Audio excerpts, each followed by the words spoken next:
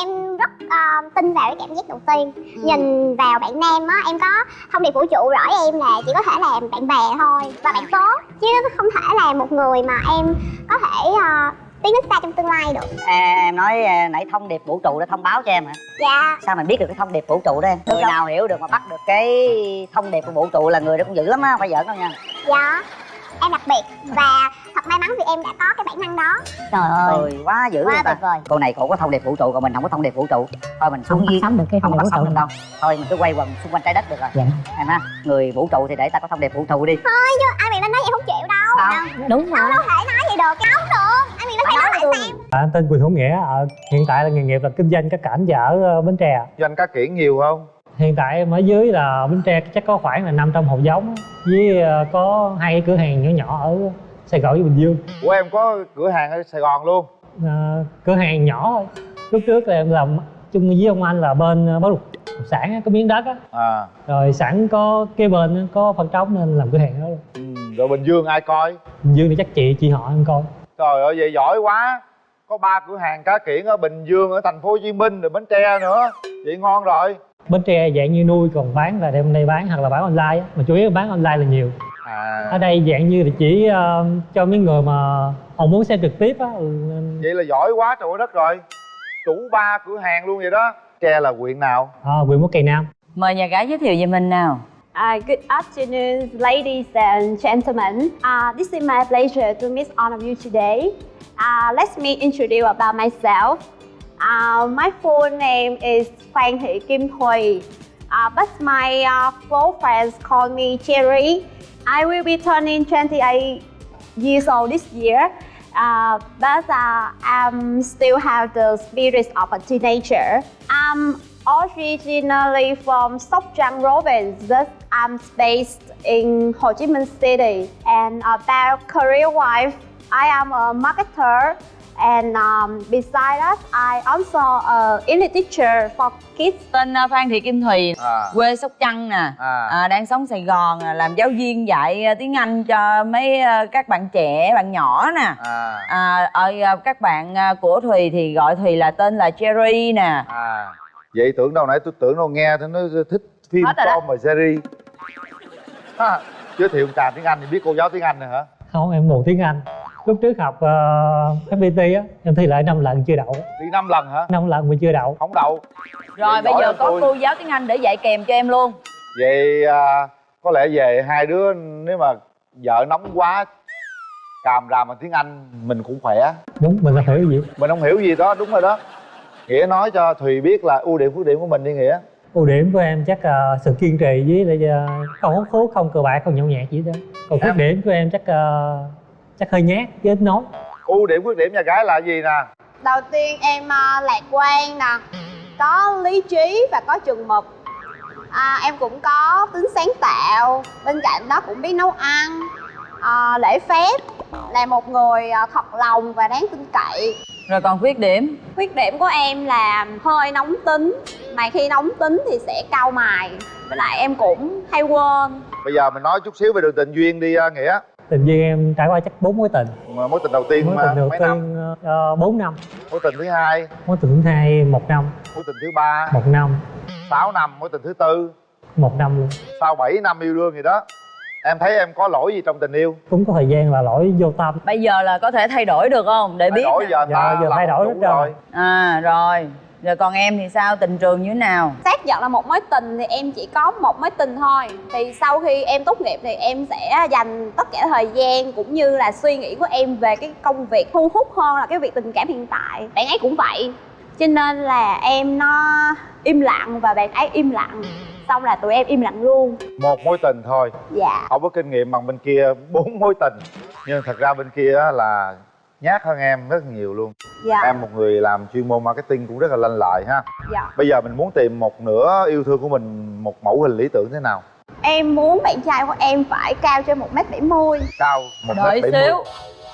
Riêng cái vụ mà đo chiều cao tôi khoái lắm. Qua đo coi. Chào em. Dạ chào chị. Trời ơi em ơi, cái giao diện nó ngon lành lắm em ơi. Cao mét mấy? Cao mét 73. Đó. 73 luôn. Dư xăng. Còn rồi gì nữa? Không dư cân. Yên tâm em đây ốm dữ lắm. Chị Ngọc Lan nha, Quyền Linh xem thử có má lúm đồng tiền không ạ? Má lúm đồng tiền đúng không? Dạ. Cái đó Đâu không có. biếm lại cho chị Lan coi coi. Cái đó em không có. Rồi bây giờ có cái điều gì ở con trai mà em không thích không? Em không thích một người thùng rỗng kêu to, nói nhiều hơn làm, kiểu hay dạy đời người khác nữa. Hay nói đạo lý ha? Dạ đúng rồi, hay nói đạo lý. Nhưng mà mình thì cũng không tốt lắm. Thấy đáp ứng được nhiêu phần trăm? Em nghĩ đáp ứng được 90%. 90%. 90%. 90 rồi nha. Được á. Đó, tự tin đó. Rồi. Còn em thì sao? Em thích có một mẫu hình bạn gái như thế nào? Cao trên 1m6.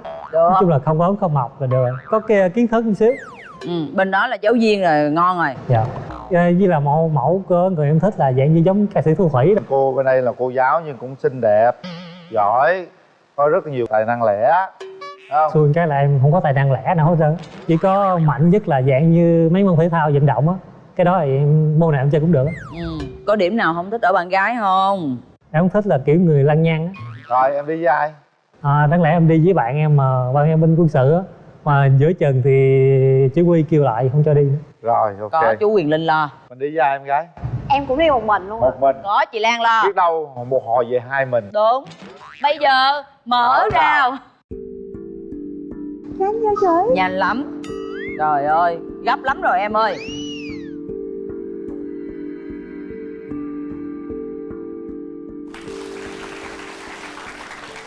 Bạn em này hoa cúc ý nghĩa hợp với hỏa của em. Ý nghĩa thanh khiết nhẹ nhàng chứ. Cảm ơn. Thì cũng tặng Nghĩa một món quà, hy vọng Nghĩa sẽ thích. Cảm ơn. Sao anh thấy cao vậy được chưa? Hai đứa đứng gần nhau coi cho khán giả xem nào. Mọi người thấy sao ạ? Đẹp đôi ạ. Em thấy vậy phong độ được chưa? Dạ được. Có phong độ, có phong thái của một người kinh doanh. Đồng tiền không có vậy được không? Dạ được, không sao, cái đó là yêu cầu thêm thôi. Nếu có thì càng tốt, không có thì em vẫn chấp nhận. Đồng tiền không quan trọng bằng bóp tiền đâu em. Dạ, Thùy Ly nói đúng rồi. Rồi hai bạn về ghế đi nào. Em thấy anh sao? Em thấy anh hả? Có vẻ ngoài ưa nhìn, cũng tự tin, đâu đến nỗi nhút nhát đâu. Thang điểm 10 đi ha, thì anh 9,5 rồi, làm tròn thì lên 10. Đúng rồi. Vậy anh nhìn thấy em như thế nào? Thấy em được, dễ thương, đẹp. Có quá dư cân với ngoại hình anh không có quan trọng vấn đề đó. Vậy mục tiêu phát triển của mình là sẽ ở Hồ Chí Minh, ở Bến Tre hay là như thế nào? Mục tiêu em chắc hiện tại là gom về Bến Tre. Em có ngại làm dâu Bến Tre không? Em không ngại làm dâu. 1 năm 12 tháng đi. Vài tháng ở bên nhà anh, vài tháng ở bên nhà em được không? Được, vấn đề đó bình thường. Được ha. Dạ nó ngại làm ghẻ không? Anh cũng không ngại, miễn chỗ này vui là được rồi. Em quản lý một người chồng như thế nào? Em rất tôn trọng cái bạn ở bên cạnh mình nha. Em một khi em đã chọn ai thì em đặt lòng tin 100% luôn. Cho nên là cái việc điện thoại hay là tất cả nền tảng xã hội em không quản lý anh, cũng như là mối quan hệ bên ngoài em vẫn sẽ không quản lý. Nhưng mà em phải có chừng mực của em nha. Thí dụ như anh vẫn trong cái chừng mực của em thì em bình thường. Còn nếu như cảm giác của một người con gái thấy anh đã đi quá xa rồi á, cần thiết níu kéo lại em sẽ níu, còn không chứ em để anh đi luôn. Em cũng thoải mái, đơn giản. Nói chung là tôn trọng quyền riêng tư của bạn gái. Bình thường là không xen vào chuyện gì, chỉ cần bạn gái nói mình sẽ xuất hiện thôi. Còn bình thường là cứ tôn trọng mỗi người có cách sống hoặc là sở thích khác nhau mà. Tương lai bạn muốn em muốn sinh trai con gái đầu lòng em muốn thế nào? Trai gái đầu lòng đều được, nhưng mà em thích con trai nhiều hơn. Anh cũng thích như vậy. Anh cũng rất thích đá banh nên hướng con trai là Vậy lỡ cuối cùng không thể có con trai được, chỉ có con gái thôi thì anh có thất vọng hay thái độ hay như thế nào không? Không có, nói chung là như nhau hết trơn à. Có càng tốt, còn không có cũng không sao, cũng là con mình hết trơn à. Chắc chắn chứ. Chắc chắn. Ba mẹ anh chỉ có mình nên anh là con trai thôi. Vậy nếu không sinh được con trai thì ba mẹ anh có ý kiến hay là như thế nào không? Đâu sao đâu, dòng họ anh cực thích con gái luôn á. Đứa em gái anh á, sinh 2 đứa con gái á, đi đâu ai cũng thích à. Thực chất anh cũng thích mấy đứa con gái vậy. Toàn là anh chăm nhiều không à. Mỗi lần họ đâu có sống chung, ba mẹ mới sống chung mà. Ví dụ như ba mẹ không thích thì sao? Ba mẹ anh chắc chắn là thích rồi. Thì lúc đó anh có đứng về phía bên em bảo vệ em là không thể hay không, hay là anh vẫn nói cái chuyện đó là ba mẹ anh cực thích luôn, nó chỉ là cháu là được rồi chứ không. Anh có hiểu ý được ba mẹ anh không? Dạ hiểu, mà tại vì anh chắn. sống mấy chục năm với ba mẹ mà không hiểu sao được. Ok. Tại sao em lại cứ phải chăm vào trong một cái chuyện mà nó khó có thể xảy ra và có thể là không xảy ra? mà em không hỏi một cái vấn đề quan trọng mà nó có thể xảy ra, đó là tiền ai giữ? Em thì không có muốn giữ tiền đâu, nhưng mà nhìn qua cái khung cảnh nói chuyện này thì em nghĩ chắc anh để em giữ tiền ha. Đúng rồi, dạng như em thu nhập chắc cũng ổn định, nhưng mà cuối tháng là đi đâu hết trơn à, nó còn dư được nhiêu, nhiều khi âm nữa. 100% không? Hay có giữ lại không? 100%, miễn trong người không có gì còn khỏe nữa mà. Trời ơi, được chưa cô? Rồi bây giờ Nghĩa bước tới nắm tay bạn gái đi. Nắm tay. Em nghĩ lúc mình cãi nhau thì ai Trời, nắm tay gì kỳ cục chị? Chị nắm một tay thôi được không? Nắm vậy giống như là tuyên thệ quá, nắm một tay thôi chị. Không mà cái vấn đề lên nói chắc chắn là người xuống nước trước rồi. Nói chung là lúc đó đúng hay sai nó không quan trọng nữa. Rồi bạn gái thì sao? Nếu mà trong trường hợp hai bạn cãi nhau thì sao? Thì em sai thì em nhận sai, bạn sai thì bạn nhận sai. Em tôn trọng ý kiến bạn thân chứ không phải lúc nào cũng đúng. Em cũng muốn bạn trai mình phải là người biết dẫn dắt tương lai, kiểu phải có chính kiến, chứ không phải cái gì cũng theo chiều em hết, xong rồi cái gì cũng nghe lời em. Em muốn có một người dẫn dắt, chứ không phải là một người chỉ chăm nghe lời bạn gái. Nghe lời chắc cũng Bé lạ quá ha, gu lạ quá ha, gu lạ ghê luôn á. chiều cũng không chịu nữa. Chịu cũng không chịu nữa. Dạ, kiểu như là mình phải có cái chính kiến nha. Bây giờ lỡ Nghĩa nó suốt ngày nó chăm con cá, không yêu với con cá như yêu hơn yêu em, thì em sẽ làm gì? Dạ, nhưng mà bạn nghĩ chắc bạn ấy cũng là người đã mở 3 cửa hàng rồi thì bạn ấy cũng biết cách quản lý thời gian mà. Bạn ấy cũng sẽ biết cách chia ra cái nào dành cho kinh doanh, nào dành cho gia đình, nào dành cho bạn gái. Bây giờ là có gì em phải nói hết á. Em muốn cái gì là em phải nói. Bây giờ đứa Bến Tre, đứa Sài Gòn đó. Một tháng em nghĩ là hẹn hò được mấy lần. Tháng em ốp 4 ngày, một năm có thêm 15 ngày phép. Cũng được, ổn mà. Sắp tới mình cũng rảnh nè. Rồi bây giờ mình hát tặng nhau một bài đi. Cái vụ hát thì chắc không được rồi.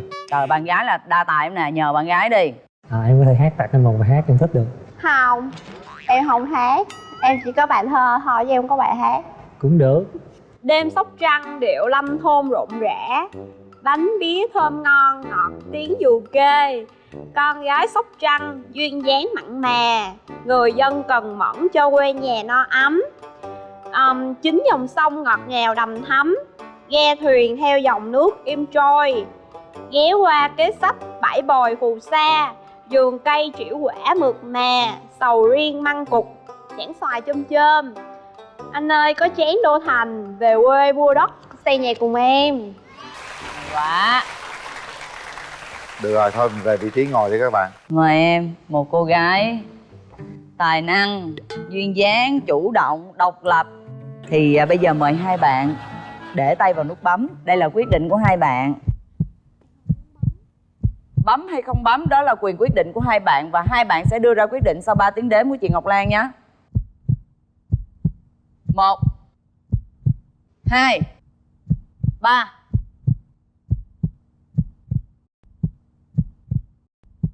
Hết thời gian. Bạn trai bấm và bạn gái không bấm. Không bấm. Sao vậy em? Dạ, bạn nam chưa đủ thuyết phục được em. Ở chỗ nào nè, nói cho chị Lan nghe, chị Lan giải thích cho. Em rất tin vào cái cảm giác đầu tiên. Nhìn vào bạn nam á, em có thông điệp vũ trụ rõ em là chỉ có thể làm bạn bè thôi và bạn tốt, chứ không thể là một người mà em có thể tiến đến xa trong tương lai được. Em nói nãy thông điệp vũ trụ đã thông báo cho em hả? Dạ. Sao mình biết được cái thông điệp vũ trụ đó em? Cảm giác của một người con gái hình như là bản năng của bạn gái nào cũng có thể có điều đó đó, anh Quyền Linh. Chị đó hay gì đó hả? Hay ta, sao tôi không có cái đó ta, hèn gì. Đời tôi không tiền quá. Người nào mà hiểu phải được. chi mà tôi có vũ trụ gửi tin cho tôi là được người rồi. nào hiểu được mà bắt được cái thông điệp của vũ trụ là người đó cũng dữ lắm á, không phải giỡn đâu nha. Dạ, em đặc biệt và thật may mắn vì em đã có cái bản năng đó. Trời ơi, Ôi quá dữ quá luôn ta. tuyệt vời. Không sao chàng Em trai. có cảm nhận được thông điệp vũ trụ gửi cho em gì không? Cái đó mình không công nhận được. Em trai này hiền quá. Đôi khi mình chỉ lo kinh doanh không đó em trai. Mình cũng phải chủ động một số cái vấn đề. Thoải mái lên xíu nữa. Cô này cổ có thông điệp vũ trụ, còn mình không có thông điệp vũ trụ. Thôi mình Không xuống bắt dưới. sống được cái Không thông có điệp bắt vũ sống trụ. được đâu. Thôi mình cứ quay quần xung quanh trái đất được rồi. Vậy. Em ha. người vũ trụ thì để ta có thông điệp vũ trụ đi. Thôi chứ anh Quyền Linh nói vậy không chịu đâu. Không. Đúng Đâu rồi. đâu thể nói vậy được, cái đó là một cái miếng gốc vào thôi chứ. Mạn miếng cho vui Dạ, á hả? đúng rồi, anh Quyền Linh nói vậy giống như em đặc biệt, em khác lạ. Bữa nay em nói đặc biệt Thì mà. đúng rồi, em đặc biệt nữa. Em mới vừa nói em đặc biệt xong mà. Mới gì nói Dạ, không dạ. bây giờ. Qua em thì em thấy đặc biệt, nhưng mà qua anh Quyền Linh sao thấy kỳ kỳ á. Đâu vẫn thấy đặc biệt mà. Nghe qua chú Quyền Linh nói cái thấy giống dị biệt ghê vậy đó. Đó, nghe giống như là có thêm một người nào phía sau chọn giùm em vậy. Không được, anh Quyền Linh Bà phải nói nói với lại tôi. sao. Bữa nãy em nói em là người nhận thông điệp vũ trụ thì anh cũng chỉ nhắc là em là một người đọc thông điệp vũ trụ. Em nói em người đặc biệt thì anh cũng nói em là người đặc biệt, chứ đâu có nói gì sai đâu ta. Anh nói đây là cô gái đặc biệt, cảm nhận được thông điệp vũ trụ gửi cho cô ấy, còn em là người không cảm nhận điều đó, không bắt sống được, đúng không? Đâu Thì bắt thôi sống mình được cứ đâu. ở trái đất bình thường thôi. Câu cuối hơi kỳ. Ủa là sao ta? Anh nói đúng không ta? Anh nói kiểu gì em cũng là người đặc biệt à. Ừ, tại vì em nói em đặc biệt mà. Em là cô gái rất là thú vị luôn. Dễ thương mà. Không có cái gì phải đâu, nên có hơi vũ trụ chút xíu thôi. Cái nguồn năng lượng đó không ai có đâu Không em. có đâu em. Dạ. Em là luôn mang tới niềm vui cho mọi người. Chị cảm nhận được điều đó và cả phim trường ngày hôm nay cũng cảm nhận được điều đó. Dạ thấy anh nói vậy có đúng chưa? Chịu chưa? Dạ, em cũng chịu. Không chịu. Vẫn Chứ chưa đâu nói cho tôi biết lý do tại sao mà không đồng ý luôn á. Thiệt á, tôi đang rất là thắc mắc luôn á. Thật ra thì đã như chia sẻ, em muốn một người có thể dẫn dắt em hơn. Rồi, cảm ơn hai bạn rất là nhiều. Đây là phần quà của hai bạn, hãy giữ lấy để nhớ một ngày nào đó chúng ta đã gặp nhau. Các bạn sẽ nhận được một phần quà của nhãn hàng Amity, một bộ sản phẩm trọn gói nước lau sàn, nước giặt xả, nước rửa tay, nước rửa chén. Nhãn hàng Amity sẽ đồng hành với các bạn trong cuộc sống. Amity, bàn nhỏ của mọi nhà. Nhãn hàng Aquasilin xin tặng mỗi bạn 1 năm sử dụng Aquasilin lăn nách không mùi đến từ châu Âu. Aquasilin lăn nách dược mỹ phẩm đến từ châu Âu giúp khử mùi hôi, khô thoáng nách đến vài ngày. Cùng đặc tính không mùi, không cồn, không thâm nách, không ố vàng nách áo. Thích hợp sử dụng cho tất cả tình trạng hôi nách, mồ hôi nách từ nhẹ đến nặng hoặc không có vấn đề vùng nách vẫn có thể dùng. Chương trình dành tặng hai bạn một phần quà nhỏ là gói Ruby của ứng dụng hẹn hò Speak Couple, vừa được ra mắt với những tính năng nâng niu tình yêu giúp cặp đôi hiểu và yêu nhau hơn. Chúc các bạn sớm tìm một nửa mảnh ghép của mình với những gì mà đúng với ý mình nha các bạn nha. Gì nữa nói luôn hơi luôn đi. Dạ thôi, anh nhiêu đó là đủ rồi chị. Đủ rồi ha, có cao ốm mặt lùn gì không? Tất nhiên là em phải chọn cao hơn em rồi. Cao hơn em, cỡ mét 7 thôi. Xinh quá. Em tự giới thiệu em tên là gì? Dạ, em tên là Nguyễn Thị Bích Phượng, năm nay 28 tuổi, quê em ở Long An, vậy. Làm nghề làm tóc. Nghề làm tóc. Xin Dạ. mời bạn Nam.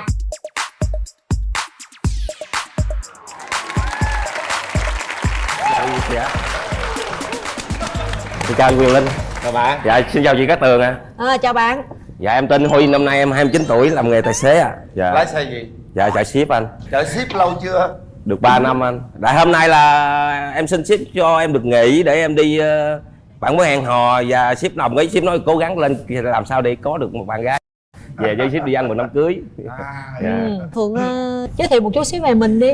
Dạ, ưu điểm của em á thì vui vẻ, hòa đồng. Em cũng có hay thích hát, cũng biết nấu ăn. Hát thể loại nhạc gì? Nhạc sến hay trẻ gì cũng có được chút chút. Rồi bây giờ mình Dạ. tặng quý vị khán giả, tặng bạn bên kia một khúc đi, một đoạn nào Dạ, nào bạn dạ, thích dạ, nhất. em tặng chương trình một khúc trong bài hát Hãy Hát Lên nha. Rồi. Gió vẫn còn gọi mùa thu đến khắp trời, nắng vẫn còn gọi mùa xuân đến với đời. Này anh ơi xin đừng chớ lo âu, vì cuộc đời còn bao nắng ấm.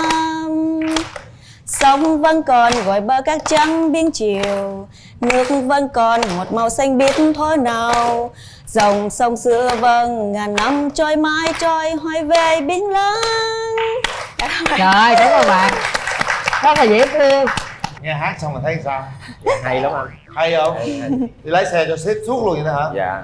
Sếp có cho thời gian là quen bạn gái không? Dạ cũng có. Có rồi, quen được mấy người rồi? Quen nhiều nhưng mà có cái là không ai yêu mình hết đó. Sao vậy? Chắc xấu quá. Quê bạn là ở đâu? Dạ em ở thành phố. Lái xe vậy rồi lấy vợ về rồi có lái theo vợ không hay là tiếp tục lái cho sếp? Nếu mà lấy vợ về thì có khả năng em mua xe chở vợ con đi chơi. Không lấy cho sếp nữa hả? Dạ chắc nghỉ để làm, để mở ra kinh doanh chạy thuê dịch vụ anh. Dạ. Muốn vợ dữ chưa? Dạ chắc cũng lắm rồi đó. Được thì cuối năm nay luôn anh. Phượng, bạn muốn tìm một người bạn trai lý tưởng của mình là người như thế nào? Dạ người đó phải coi như là chuẩn Chuẩn là là gì? coi như là không có lóc chóc á, Lóc chóc. chững chạc vậy đó chị. Bởi tôi nghe từ lóc chóc tôi không hiểu. Là coi như cười nói sùm vậy đó. Coi như là vui quá trớn á, khi mà gặp những chỗ nào mà cần sự Lịch sự. dạ đúng rồi. Nói chung là mất lịch sự đó đúng không? Cái nào mình cũng vừa phải thôi, mình đừng có quá mức thôi. Mà cuối cùng là bạn nam bên đó có lóc chóc không? Dạ cũng điềm tĩnh lắm chị. Đi với sếp chắc cũng không có lóc chóc đâu ha. Mình không có thích cái điểm nào ở người đàn ông? Hút thuốc chị. Bên kia có hút thuốc không? Chút đỉnh chị ơi. Chút đỉnh. Ngày mấy gói? Ngày nửa gói. Trời ơi vậy là nhiều rồi đó anh ơi. Vậy anh sẽ giảm lại ngày 3 điếu. Mà anh có tóc quăn không vậy anh? Có quăng không anh Linh? Không. Anh Linh trả lời không cho em. Sao vậy? Tóc quăn sao vậy? Bạn hỏi vậy làm chi vậy? Tại em không thích tóc quăn lắm. Mấy người thường tóc quăn thấy em thấy hơi khó tánh chút xíu. Hơn là tóc anh không quăng chứ em hỏi chán chợt hơn, anh không có hơn nữa. Cô này có mấy cái định kiến cũng lạ lắm nha. Lóc chóc, tóc quăn rồi gì nữa, không thích gì nữa nói luôn, hơi luôn đi. Dạ thôi, anh nhiêu đó là đủ rồi chị. Đủ rồi ha. Dạ. Có cao ốm mập lùn gì không? Tất nhiên là em phải chọn cao hơn em rồi. Cao tại hơn em cỡ 1m7 thôi. Em xin về tại sao em không có bạn trai? Tại sao ế? Không phải ế mà lại là chờ người tử tế tới rước thôi. Không, có tới rước không? Thì nếu mà bên đó đồng ý thì em cũng mang chầu cao tí rước. Hôm nay từ Long An mình lên đây mình có ai đi theo ủng hộ mình không? Dạ có mẹ em chị. Mẹ đâu? Dạ mẹ. Dạ chào cô. Dạ chào Quyền Linh và Cát Tường. Dạ mình có hối thúc Phượng lấy chồng chưa cô? Cũng có Tại vì ha. Phượng này cũng có tuổi. Dạ. Rồi cô thấy anh bên đó hợp. Mẹ thấy cũng được đó mà tùy con à. Cô có muốn hỏi gì anh này không? Cô phỏng vấn trực tiếp ảnh luôn đi cô. Thử coi qua một vòng phỏng vấn không? Dạ chào cô. Dạ, chào con. Trước tiên hỏi ba má con còn đầy đủ không? Dạ còn cô à. Dạ hả? Con là trai lớn hay là sao? Dạ con là Út à. Dạ hả? Dạ con được mấy anh em? Dạ con được 7. Dạ rồi được cô chấm con chỗ đó đó. Tại vì cô có 2 đứa con gái à. Dạ. Giờ nó là Út. Dạ. Rồi cô thấy con đồng là cô chịu lên hả? Dạ. Dạ con cảm ơn cô.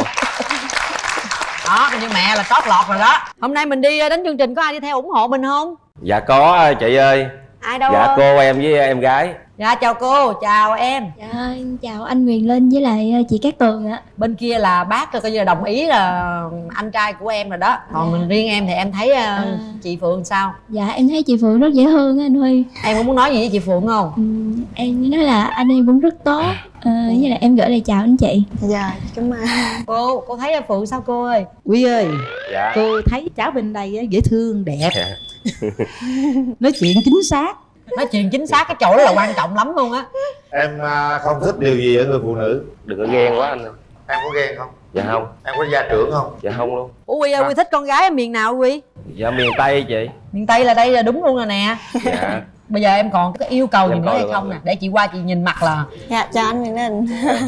chưa kịp coi là coi trước rồi. Coi nôn Thấy anh Sao, thế sao? anh thấy em thế nào?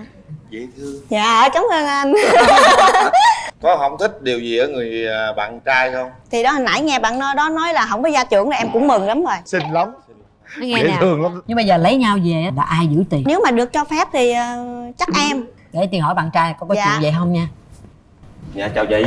Chào bạn. Lấy vợ về ai giữ tiền? Em giao tài khoản hết luôn chị. Phải không? Mỗi tháng chào em 2-3 triệu đi làm được rồi. 3 triệu mà giao hết Giao 3 hành. triệu rồi hết rồi. Không có anh làm sao 3 triệu lấy 3 triệu chết á. Tài xế là vui tính nè. Đứng lên coi tướng cái coi. Trời ơi, cười không thấy tổ út đâu hết trơn á. Dễ thương ghê. Không quá. Thôi mình có duyên được rồi. Cái quan trọng là mình chịu đưa tiền cho vợ giữ là được rồi. Dạ cảm ơn chị. Chúc mừng em bữa nay đã chọn được vợ. Dạ. Chị bấm giùm luôn. Dạ. Chị bấm về em chọn chị rồi. Chị thấy rất là chân thành. Chịu đưa tiền cho mình giữ là được rồi. Rồi, chúng ta sẽ kéo màn lên. 2 phút, bắt đầu. Rồi em chào anh. Chào em. Trời em đẹp hơn chị Cát Tường nữa. Dạ. Trời. Anh nói vậy là hơi quá rồi. Không có đâu thì mình có sao nói vậy mà. Thì anh cũng là người miền Tây nên nói là chung rất thật thà. Dạ. Coi cái bụng như cái trống kìa. Chắc anh thường đi nhậu lắm hả anh? Không có em, tại vì ăn no nhiều ngồi trên xe không, mà đâu dám xuống xe đâu. À vậy hả? Anh làm bao lâu rồi? Lái cho công ty được 3 năm em. Thôi mình bấm nút đi. Trời Trời, con ta đâu dễ vậy, tự nhiên cầu hôn chưa chứ. nôn dữ vậy. Phải hỏi để cho tao tìm hiểu người ta có bấm hay không chứ. Thấy ảnh có xấu trai không? Dạ cũng được thôi. Cũng được, hay cái bụng bự có vấn đề gì không? Dạ không. Không giảm cân, tập thể dục đi. Mấy người bụng bự mệt lắm. Không có, mốt em về em cho đi thể thao chị. Đi thể thao, thể thao mắc chạy xe cho sếp sao đi thể thao được? Không có, lúc đó phải còn có thời gian dành cho em chứ Làm đâu mà chạy chưa cho chơi sếp binh được. dữ vậy? Biết đâu mai mốt em chuyển qua nghề kinh doanh cho ảnh sao chị? Bây giờ lấy chồng có chịu lên thành phố làm dâu không? Dạ chồng ở đâu thì em ở đó thôi. Rồi thôi hai người nhắn chuông đi. Anh Linh đếm 1, 2, 3 đi anh. Rồi em bấm nói anh đã đồng ý rồi. Dạ. Nụ cười này gian lắm nè. Suy nghĩ kỹ nha em nha. Không có em nhìn em cũng biết nữa Chị làm mai cho em mà sao chị nói em vậy? Ủa ai biểu chê bà Mai? Chị nói sao em đừng có phân tâm nha. Bây giờ chị với anh với em giữa hai mình nói chuyện đã, mình đã đến hẹn hò, mình đừng có phân tâm gì cái chị không, nói không gì không, cái đó là chị Cát Tường nhắc chừng em đó, nhưng mà em nhìn thấy cũng có chút chút. Tại vì á, nói chung á là em cũng không thích nghề tài xế lắm, đi nhiều quá. Với em cũng nghe nhiều người nói là cũng hay có người này người kia vậy đó. Nhiều, nhưng em mà không khi thích. mà anh đi làm không phải là giống như là dạng tài xế khác, đi xa, còn này anh đi là làm có giờ có giấc. Ví dụ sáng 8 giờ làm thì 5 giờ anh về. Chứ không có đi đâu nữa hết. Chừng nào đi tỉnh anh báo cho anh biết. Hết Thôi, thời gian. hết giờ. Suy nghĩ kỹ nha, rồi quyết định nha. Hóp hóp cái bụng vô một chút để tao quyết định nè ông ơi. 3 2 1.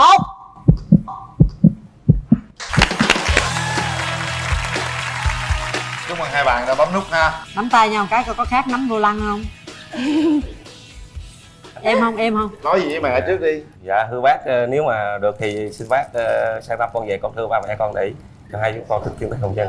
Em nhỏ thì ba mẹ nói là cứ học xong hết đi rồi tính. Bây giờ em học hết đại học rồi, học lên nữa ba mẹ em bảo sao vẫn chưa có gì, là tại cấm áp quá bây giờ đúng không ạ? Thế còn anh thì có mấy mối tình ạ? Mình thì có 2 mối tình của sinh viên. Chào chị Cát Tường và em chào tất cả quý vị khán giả ở đây ạ. Em là người ở đâu? Dạ em người Nam Định anh ạ. Ở Nam Định ngon lắm nha. Dạ ngoài phần Nam Định ra thì còn cơm tắm. Cơm tắm, gạo tắm, Hai hương hậu. tắm. Rồi Dạ. ở đó có đền Trần nữa. Dạ đúng rồi, đền Đúng Trần. rồi. Dạ. Nam Định vào thành phố Hồ Chí Minh lâu chưa? Dạ em vào được 8 năm rồi anh ạ. Em làm nghề gì? Em làm nhân viên kinh doanh của công ty chuyên về cạc đồ họa. Dạ.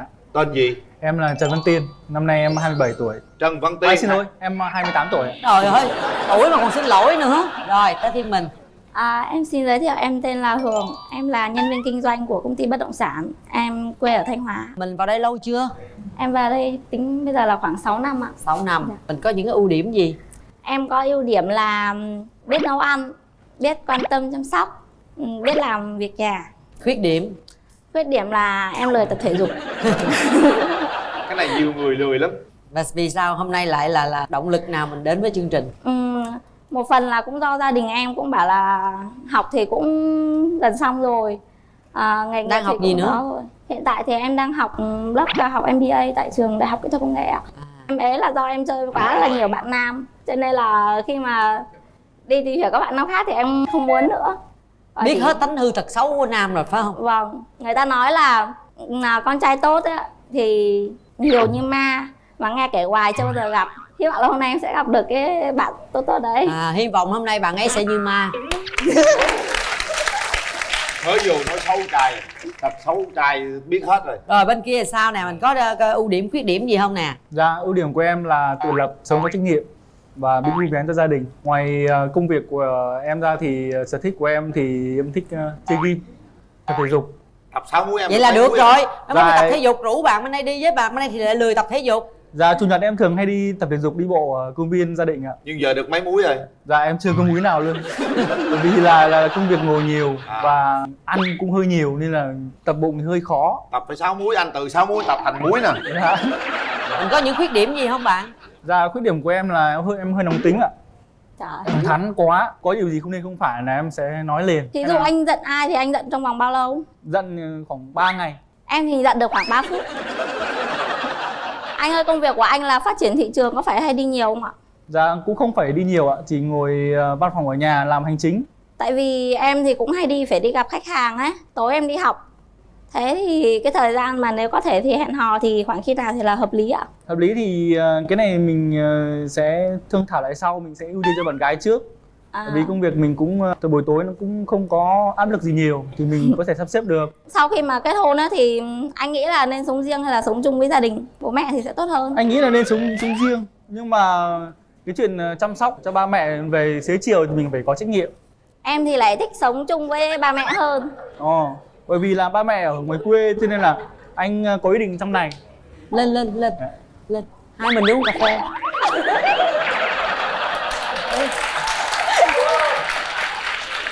Lên hai mình đi uống cà phê. Hai người nói chuyện thoải mái đi. Nói tiếp đi. Coi như hai này vô hình đi. Thì ba mẹ anh thì ở ngoài quê thôi. Bất chấp luôn. Trời ơi, bất chấp luôn. Tiếp đi. Thua. Anh có hay làm việc nhà không?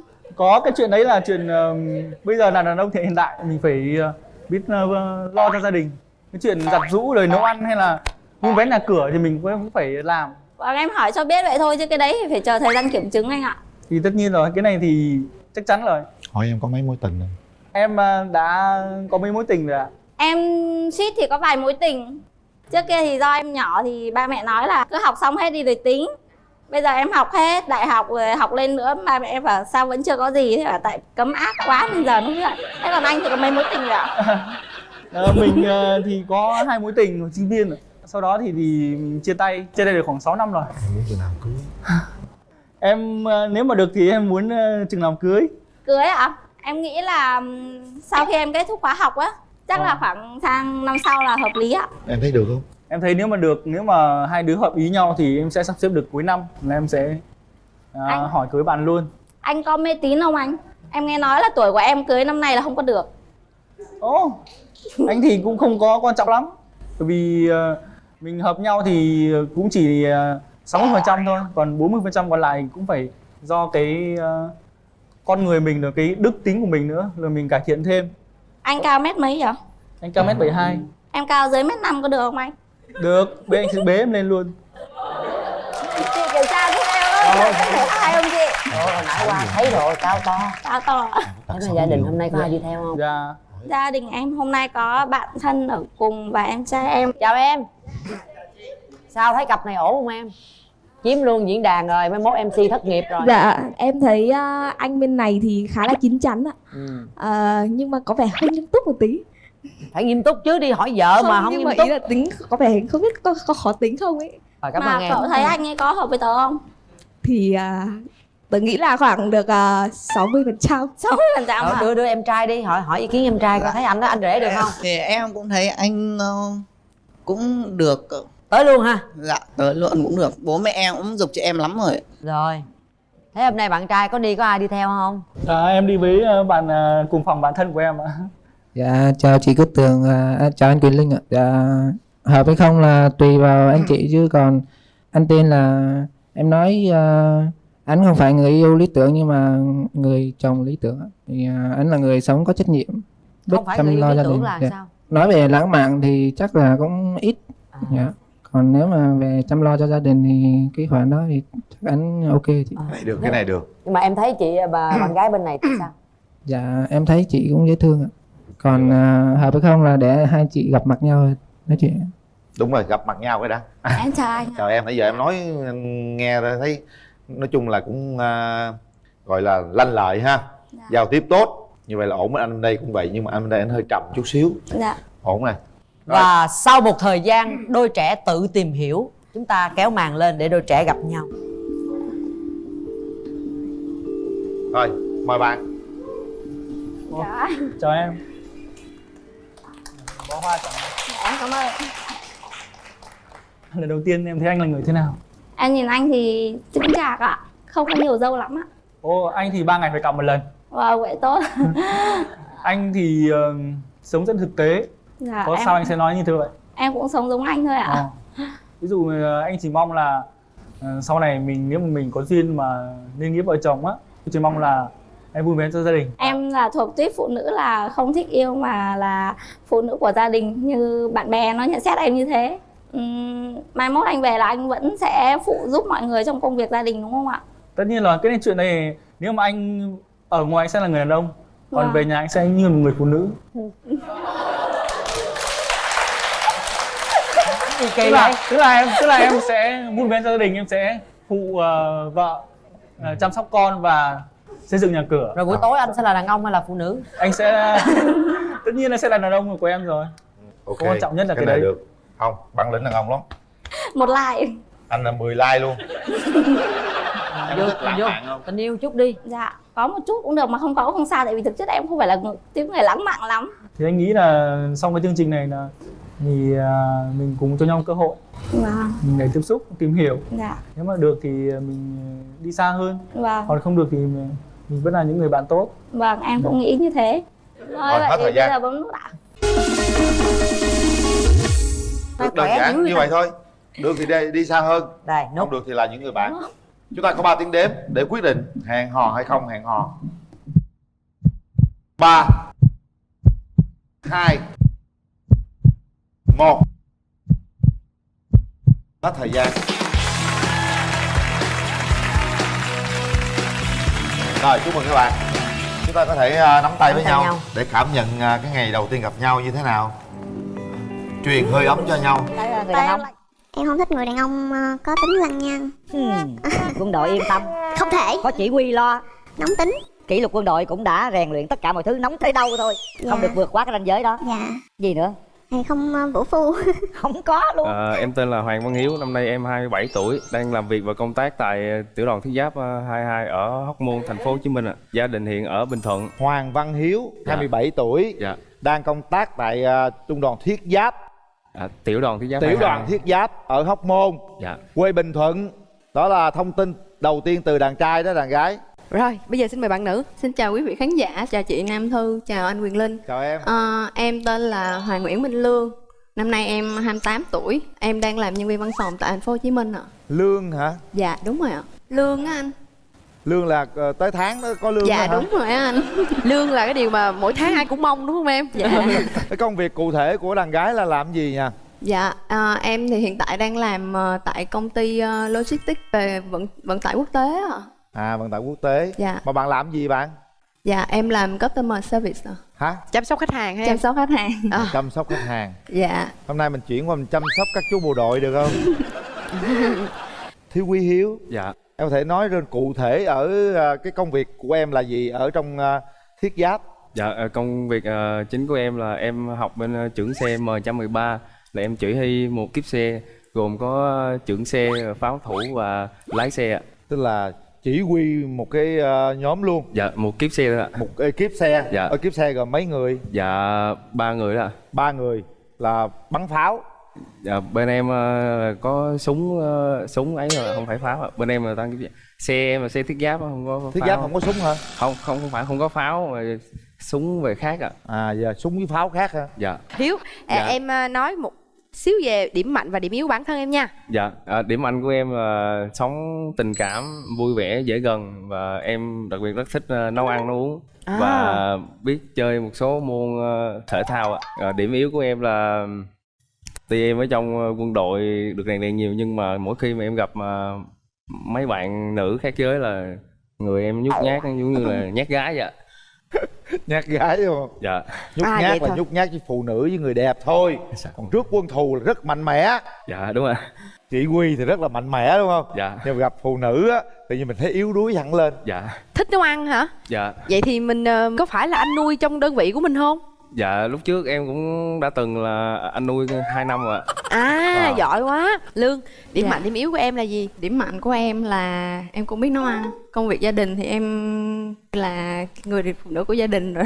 Còn điểm yếu của em là em cũng nhút nhát. Về tình yêu của mình thì như thế nào? Em trải qua một mối tình chính thức. Mối tình chính thức của em kết thúc cách đây bao lâu rồi? Dạ cũng khoảng 4 năm. 4 năm. Lý do tại sao chia tay? Em nghĩ là đến một cái thời điểm nào đó mình không có hòa hợp được trong suy nghĩ với lại tính cách nữa thì chia tay thôi chị. Nhưng mà chị nghĩ với một cô gái công việc ổn định, xinh đẹp, mẫu người phụ nữ của gia đình thì không lẽ không có anh nào tán mà không đổ nổi hay sao? Dạ thì cũng có nhưng mà em cảm thấy không phù hợp chị. Vậy thì em mong muốn cái người phù hợp với em là như thế nào? Mẫu người bạn trai phù hợp là biết chia sẻ, quan tâm chăm sóc, tình cảm và chân thành. Còn về ngoại hình sao? Em cũng không mong đẹp trai mà lại như là soái ca đâu, cũng dễ nhìn thôi chị. Cao khoảng trên 1m65. Không hói, không hô, không móm. Tôi nghe câu này quen quen. Em có thích đẹp trai không? Có mê trai đẹp giống chị không? Thì dĩ nhiên là cái đẹp thì ai cũng mê hết đúng không chị? Nhưng mà người chồng của mình không cần phải đẹp trai lắm đâu chị. Mất công là phải giữ. Nãy giờ Hiếu nghe Lương nói như vậy, mình cảm giác mình đáp ứng được bao nhiêu phần trăm? Dạ khoảng 70% ạ. 70% hả? Dạ. Còn Hiếu muốn tìm một nửa yêu thương của mình như thế nào? Về ngoại hình thì dễ nhìn là được ạ. Cao khoảng 1m50 lên được. Tại vì em có 1m65 mà. Nên kia yêu cầu đúng luôn, 65 trở lên. Em không thích điều gì ở người phụ nữ? Nói chuyện đừng quá cộc cằn, hay là khi nào bực tức hay gì nói những cái điều nó hơi thô lỗ, nó khó nghe. Gái thô lỗ nghĩ chắc không có đâu. Dạ, chào anh gái. Dạ, xinh chưa? Dễ thương. Ở bên đây là một cái anh bộ đội. Nếu như mình lấy chồng là bộ đội đó thì thực sự là mình phải hy sinh một chút cá nhân của mình. Dạ. Em có đồng ý không? Thì em nghĩ là nếu mà mình đã chấp nhận lấy một người bộ đội làm chồng á, thì mình phải san sẻ cái khó khăn đó với người chồng của mình. Đúng rồi, nhưng mà ngược lại, nói đi phải nói lại, lấy chồng bộ đội á là phải nói là rất là tốt, bởi vì đã có quân đội rèn luyện rồi, em không lo điều gì kỳ hết. Tức là mình vững tin khi vợ chồng mình là bộ đội. Được chưa? Dạ. Gia đình nhà em có ai là bộ đội hay là quân nhân gì không? Nhà em thì có bác em làm công an. Vậy cũng giống như nhau đó. Thì nói chung là họ hàng nhà em thì cũng có người làm bộ đội. Ôi vậy tốt rồi. Em không thích điều gì nhất ở người đàn ông? Em không thích người đàn ông có tính lăng nhăng. Quân đội yên tâm. Không thể. Có chỉ huy lo. Nóng tính. Kỷ luật quân đội cũng đã rèn luyện tất cả mọi thứ, nóng tới đâu thôi. Dạ. Không được vượt quá cái ranh giới đó. Dạ. Gì nữa? Thì không vũ phu.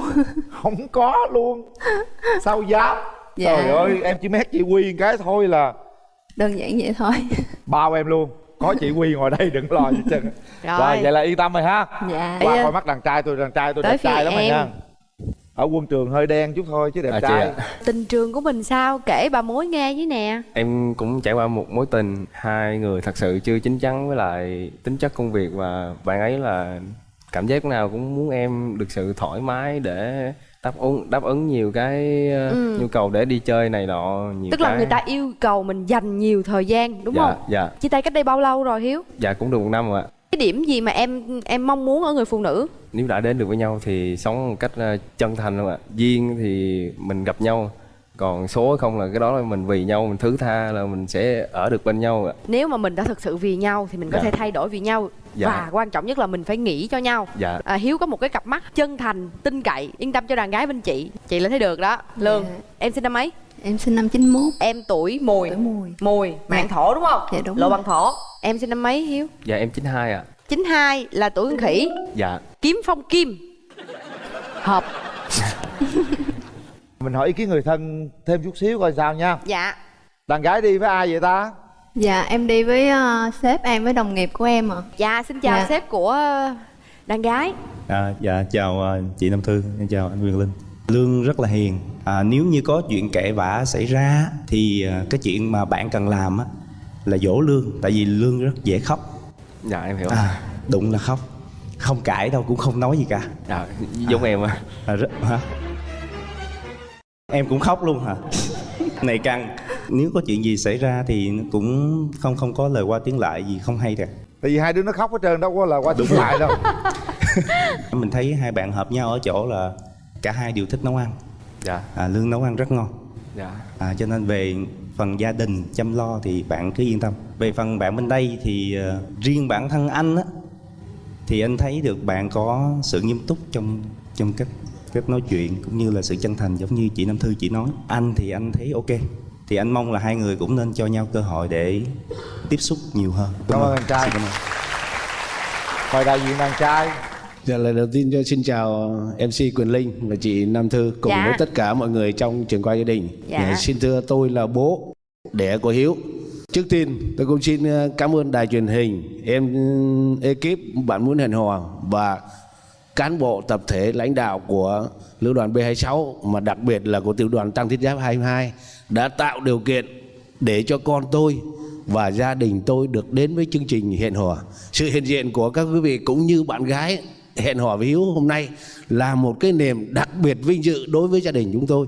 Từ lúc giờ đã được nghe nói và được tìm hiểu, và về cái bản thân nhận thức hiểu biết của tôi thì tôi thấy bạn gái này là một con người thực sự không còn cái gì hơn nữa. Quá tuyệt vời. Hiếu ơi, con không còn cái chỗ nào hơn nữa đâu con. Con phải cố gắng đi. Con đừng có đắn đo do dự mà bỏ nhớ lên cái thời cơ. Tôi thì cũng mong muốn, tôi thực sự cũng mong muốn giữa con và bạn gái cố gắng làm sao đến được nhau và cũng đạt được cái sự mong mỏi của mọi người ta đến với nhau hôm nay. Tôi xin hết ạ. Rồi, cảm ơn chú. Mời chỉ huy của em Hiếu. Xin chào anh Quyền Linh, xin chào chị Nam Thư. Dạ. Trong cái công tác thì Hiếu là một người rất là hiền lành. Riêng đối với những cái điều mà em gái bên đây mà em lo thì anh dám khẳng định là sau này Hiếu không có những cái tính đó. Tại vì anh cũng đã sống với Hiếu một thời gian rất là cũng lâu rồi. Hiếu ạ, anh thấy bạn gái bên đây rất là dễ thương và rất là phù hợp với em. Thì cũng mong hai em là cho nhau cái cơ hội để tìm hiểu và đến với nhau, là bản thân đơn vị cũng như là gia đình rất là mừng. Cảm ơn. Tại sao là Hiếu xúc động rơi nước mắt như thế? Dạ, hôm nay em rất vui là bà cũng rất hạnh phúc là được tham gia chương trình này. Tại vì em sống nhiều khi những người đàn ông mà rơi nước mắt á, thật sự là những người rất là tình cảm. Linh cũng như là bạn Hiếu ở đây đó, những cái gì mà mình thấy nó tình cảm như thế, giống như bố vừa nói xong là cảm động ngay. Ha? Thương quá. Bây giờ Linh nghĩ rằng những giọt nước mắt này là những giọt nước mắt rất hạnh phúc trong ngày hôm nay. Biết đâu Hiếu sẽ có vợ từ chương trình này. Dạ. Bây giờ chúng ta mở rào cho hai trẻ gặp mặt đi. Mở rào.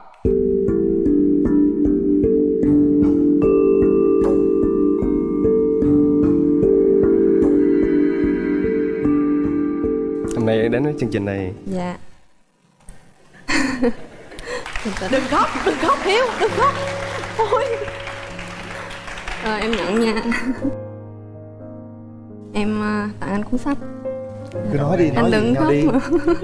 Cứ khoan đứng đó đi, Lương đứng đó đi. Dễ thương quá à. Hiếu nói gì đi Hiếu. Hôm nay đến chương trình này rất là vui, rất là hạnh phúc. Và hôm nay là có may mắn là được gặp em. Dạ. Anh cũng mong là được có một cơ hội nho nhỏ nào đó để được tìm hiểu nhau, để tiến tới một mối quan hệ nó sẽ khác hơn dần dần. Nếu mà tốt thì sẽ được tới hôn nhân ạ. Dạ, cảm ơn anh. Thôi đi Hiếu. Bây giờ thế này, để xóa tan cái bầu không khí nãy giờ đi. Mình Dạ. hát bài nào đó để tặng bạn gái đi nào. Nước mắt hết chưa? Dạ vẫn còn ạ. Em xin gửi tặng toàn thể mọi người trong trường quay đây với lại bạn gái bên kia một bài hát Nhánh Lan Rừng ạ. Về thăm thành phố nao nức mùa xuân, ba lô trên lưng mang theo nhánh lan rừng. Có người chiến sĩ áo vương bụi đường xa, đi giữa dòng người qua phố phường đông vui. Nhánh lan rừng đã nở những cánh hoa trắng xinh, lung linh trong ánh nắng. Hoa tươi như nụ cười trên đôi môi của anh. Một bài hát rất là ý nghĩa, bài hát rất là hay của nhạc sĩ Thế Hiển. Hai em là chưa gặp nhau trong cuộc đời này, chưa bao giờ có thể cảm nhận về nhau và chưa bao giờ nghĩ rằng mình sẽ gặp mặt trong ngày hôm nay. Vậy thì các em hãy nói lên xem cảm nhận lần đầu tiên mình gặp mặt thế nào. Lần đầu tiên anh gặp em, nhìn em hiền hậu là anh thấy thích rồi. Còn em thì lúc mà mở rào thì em thấy anh thì em thấy hai hàng nước mắt, thì em cảm thấy là anh là một người chân thành, giàu tình cảm. Có nhiều người nói con trai mà khóc thì rất là yếu đuối gì đó. Tại vì anh sống nghiêng về tình cảm lắm. Một người đồng chí chung anh, chẳng hạn như là đồng chí Thắng đây, ở chung nhiều rồi. Dạ. Dạ anh. Cứ khóc thoải mái. Khóc thì khóc thoải mái đi, em không có lo lắng gì cả. Có thể 1 tháng nữa đồng chí Thắng đi học. Là sao đồng chí Thắng? Đi học là xa nhau một thời gian, nói chung là buồn lắm. Nín đi em. Thôi nín đi ha Hiếu ha. Thấy không, xa bạn chút xíu còn nhớ, đừng đi xa người yêu. Một cái người tình cảm này á, thật sự là rất là đáng quý luôn á. Dạ. Mình nói cái chuyện hẹn hò với lại Lương đi cho nó quên đi những giọt nước mắt đã rơi trên má của chàng thiếu quý. Nếu mà Lương cho anh được cơ hội được tìm hiểu á, thì công việc anh thì thật là nhiều. Thì thứ bảy chủ nhật anh có thể xin nghỉ được một ngày lên Lương đi chơi đi dạo để mình tìm hiểu thêm. Còn như trong tuần á, thì ban đêm á, thì cố gắng xin thủ trưởng tạo điều kiện có thể là lên chơi sớm và về sớm. Tại 9 giờ rưỡi là tới giờ ngủ nghỉ rồi. Trong một tuần anh có 1-2 ngày dành cho em là em thấy đủ rồi. Em nói vậy là anh thấy yên tâm, thấy rất vui. Dạ. Anh nghĩ sao về việc ở rể? Nếu mình đã lấy được vợ rồi thì bố mẹ nào cũng như bố mẹ nào. Mình có tôn trọng bố mẹ mình hay là bố mẹ bên em thì người đó mới thương em thật lòng. Hiện tại em chỉ ở với ba em với em gái của em thôi. Mẹ em đã mất rồi. Vì nhiều người đàn ông họ không thích ở rể. Em yên tâm, mấy vấn đề đó anh không ngại. Chỉ cần có lý do nào đó là anh sẽ cố gắng hết sức. Anh thì tên Hiếu, em yên tâm, anh sống đúng như một chữ Hiếu. Và ba anh thì tên Thảo nữa. Thì em nghe cái tên anh với ba anh là thấy nó tình cảm ấm áp biết bao nhiêu rồi. Hay lắm. Đừng có lo. Khi mà có vợ rồi ở gì cũng được, ở rể cũng được. Có vợ rồi thậm chí ở đợi cũng được. Miễn có vợ là được, không sao hết chứ. Miễn sao là hạnh phúc được rồi, đúng không? Nói gì một cái điều gì đó mà nãy giờ nó còn đọng lại trong tim mình với người đối diện đi. Em cứ yên tâm, tuy là đây là lần đầu tiên anh với em được gặp nhau. Anh thì rất nghiêm túc trong việc tìm hiểu và tiến tới hôn nhân. Anh sống có trách nhiệm và hiếu thảo và chân thành lắm. Em cũng nói như anh vậy đó, như là ở ngoài đời thì gặp rất là nhiều người. Thì mình đến đây gặp nhau là có duyên rồi. Mình sẽ tạo điều kiện cho nhau cơ hội. Thì nếu mà sau này tiến tới xa hơn thì đó là một niềm vui, niềm hạnh phúc của em cũng là của anh. Đúng rồi. Chúng ta để tay vào nút bấm đi hai bạn.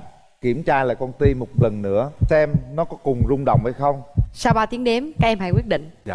3, 2, 1. Hết thời gian. Chúc mừng. Nhưng mà hai bạn dễ thương quá. Nắm tay nhau đi. Xin phép đại diện đàn trai mình hứa gì và xin tất cả mọi người, gia đình hai bên cho mình hẹn hò với Lương bắt đầu từ bây giờ. Sếp của Lương và mọi người thân của Lương, em xin hứa là sống đúng trách nhiệm với người bộ đội, dành những điều gì tốt đẹp nhất dành cho Lương ạ. Rồi. Lương, em nói gì với ba mẹ của Hiếu? Dạ, chào hai bác. Còn với anh Hiếu ở đây thì đến đây là đã gặp nhau làm cái duyên của tụi con rồi. Thì nếu mà có thể tiến tới xa hơn thì con hứa là sẽ vun đắp gia đình thật là tốt và chăm sóc hai bác cũng như chăm sóc bố mẹ của con vậy. Rồi. Em hạnh phúc rồi chưa? Dạ hết run rồi. Hết run rồi đúng không? Dạ. Anh nãy giờ run quá, tới chừng xong rồi hết run. Những chiếc vé xem phim. Quên. Một cái điều không thể thiếu đó là sau khi bấm nút họ hôn nụ hôn đầu tiên. Dạ, cho em xin phép được hôn đầu tiên ạ. Cho anh được hôn em. Dạ. Hôn cái này á là hôn con cháu đó. Đây nè. Hôn lại nữa anh. Dạ. Lời quá rồi. Hiếu lời quá rồi. Hay quá, dễ thương. Người yêu của mình, một nửa yêu thương của mình thế nào? Đối với em thì hôn nhân là hạnh phúc và hôn nhân cũng là mình phải biết vun vén. Mình phải vun vén như thế nào để cho hôn nhân của mình nó hạnh phúc. Về em suy nghĩ thì rất là đơn giản. Ví dụ như có những cái chuyện gì đó mình cần nên giải quyết thì mình cứ nhỏ nhẹ với nhau mình giải quyết, chứ mình đừng có nên mà làm sùm lên rồi cuối cùng cũng không giải quyết được vấn đề gì hết. Tốt. Thứ hai nữa là về công việc nhà thì mình cứ chia sẻ nhau mà mình làm thôi, chứ không phải là cái công việc nhà là của vợ thì đi làm về phải tự vô làm, không có. Đối với em thì nó không có như vậy. Lúc nào làm cái đó, ai rảnh được thì cứ làm thôi. Hai người cũng đã lỡ những chuyến đò tình yêu rồi, bây giờ chúng ta cố gắng là đóng lại con thuyền tình yêu mới để nó lan tỏa hạnh phúc ha. Dạ. Quyền Linh chào chị Hồng Vân và Rồi chào em. các khán giả ở đây. Em tên là Quỳnh Tuấn Khanh, sinh năm 86, quê gốc thì của em là ở Vĩnh Long, nhưng mà em làm việc thì ở trên Bảo Lộc. Khanh làm gì trên Bảo Lộc? Dạ em làm chuyên về hoa lan anh, làm chuyên về những cái Lan rừng đó hả? Dạ, gieo hạt, như là mình lấy cái trái của lan rừng mình gieo hạt, hoặc là mình có thể là mình thụ phấn cho nó để mà mình tạo ra những cái giống mới, giống đẹp. Giống có lan đột biến không? Dạ nếu mà như hiện tại bây giờ thì lan đột biến thì mình làm trái, nhưng mà ra tỷ lệ vẫn là xổ số giống như cái hàng rừng thôi. Dạ, bởi vì cái hàng đột biến nó nằm ở một cái lĩnh vực khác, gọi là những cái gen lặn, nó sẽ thành gen trội, và mình muốn làm được nó thì rất là công phu. Một cây lan hiện nay, giá lan rừng hiện nay một cây là khoảng bao nhiêu tiền? Thì nói chung tầm giá nó bây giờ nó cũng dao động, thì cũng có khi vài chục ngàn, có khi vài trăm ngàn. Có vài tỷ không? Dạ cũng có anh. Nhưng mà mấy cái đó là lan đột biến vài tỷ, vài chục tỷ là cái chuyện rất là bình thường. Vậy vài tỷ một sen là chuyện rất là bình thường. Trời ơi. Có người mua một cây lan chỉ cần khoảng 5 sen thôi mà có khoảng 40 mấy 50 tỷ thôi. Trời ơi. Rồi chào Dạ. hai bạn. Dạ. Rồi giờ ngồi bàn chuyện lan cho tới sáng hay gì? Bên đây người ta có cây lan đây nè, lo mà chinh phục bên đây đi. Nghe nó lan rừng á là hay lắm. Nhớ ngay nhạc sĩ Thể Hiện á. Nhánh lan rừng đã nở những ánh hoa trắng xinh. Bài đó hay lắm, chút hát bài đó đi. Rồi đó là bên đây là về chuyên về lan đúng không? Dạ. Để coi bên đây chuyên về gì nha. Rồi. Giới thiệu đi cưng. Chào anh Quyền Linh, chào em. Chào chị Hồng Vân, chào anh trai kế bên và gia đình cùng các quý khán giả ngồi phía dưới. Tên em là Lê Thị Viết Thắng. Hiện nay em đang sinh sống và làm việc tại tỉnh Trà Vinh. Nghề nghiệp chính của em là làm các loại giấy tờ liên quan đến hầu tịch, đến nhân thân, ví dụ như khai sinh, kết hôn, khai tử, nhưng mà mang yếu tố nước ngoài. Tức là em làm về bên hộ tịch đúng không? Dạ đúng rồi. Làm ở xã đó hả? Dạ ở huyện. Ở huyện hả? Dạ. Huyện nào em? Dạ huyện Duyên Hải của tỉnh Trà Vinh. Huyện Duyên Hải. Rồi. Em trai là ở quê Vĩnh Long. Vĩnh Long mà qua Trà Vinh cũng gần. Ha. Nhưng mà giờ đang làm việc ở Lâm Đồng hả? Dạ. Ở Lâm Đồng. Lâm Đồng đó. Rồi bao lâu mới về Vĩnh Long một lần? Dạ thì do là ở Vĩnh Long thì em còn mẹ, nên cứ mỗi tháng thì em sẽ về đó tầm 3 ngày, 4 ngày. Tháng nào cũng về hết? Dạ, tháng nào em cũng phải về. Rồi về cũng gần về Trà Vinh rồi đó. Bởi vì có mẹ với ông bà ngoại nên mỗi tháng là cứ mỗi về, mà ngày nào cũng phải điện về. Nhưng mà em có nghĩ là ngày nào đó em sẽ về, bởi vì mẹ em về chăm sóc mẹ chưa? Dạ thì em cũng có một cái dự định của năm nay, nhưng mà nói chung là bây giờ mình chưa nói trước được điều gì, nên là em cũng bật mí luôn là trong năm nay em sẽ xây nhà lại và em sẽ dời công việc em về dưới đó. Rồi vậy khỏe. Sát bên Trà Vinh ha. Rồi được rồi. Yên tâm rồi, bên đây tôi cũng yên tâm rồi đó. Ở Lâm Đồng thấy xa quá. Em trai có mấy mối tình rồi?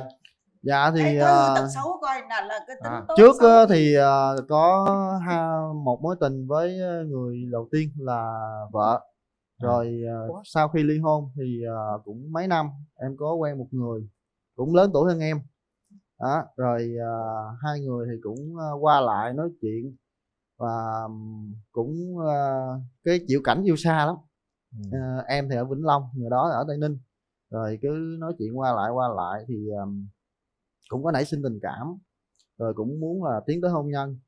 Thì khi mà chuẩn bị đâu đó xong xuôi hết rồi, còn khoảng 10 ngày nữa là đám cưới đó, thì cô ấy bị tai nạn mất. Cái người thứ nhì đó phải không em? Dạ. Nên nói chung là tới giờ cũng 4 năm, hơn 4 năm rồi. Nhưng mà em có cháu nào chưa? Dạ hồi vợ thì có một bé, thì lúc mà vợ em bỏ đi á là bỏ lại bé là 3 tháng, em nuôi tới bây giờ là 14 tuổi. Trai hay gái? Dạ trai.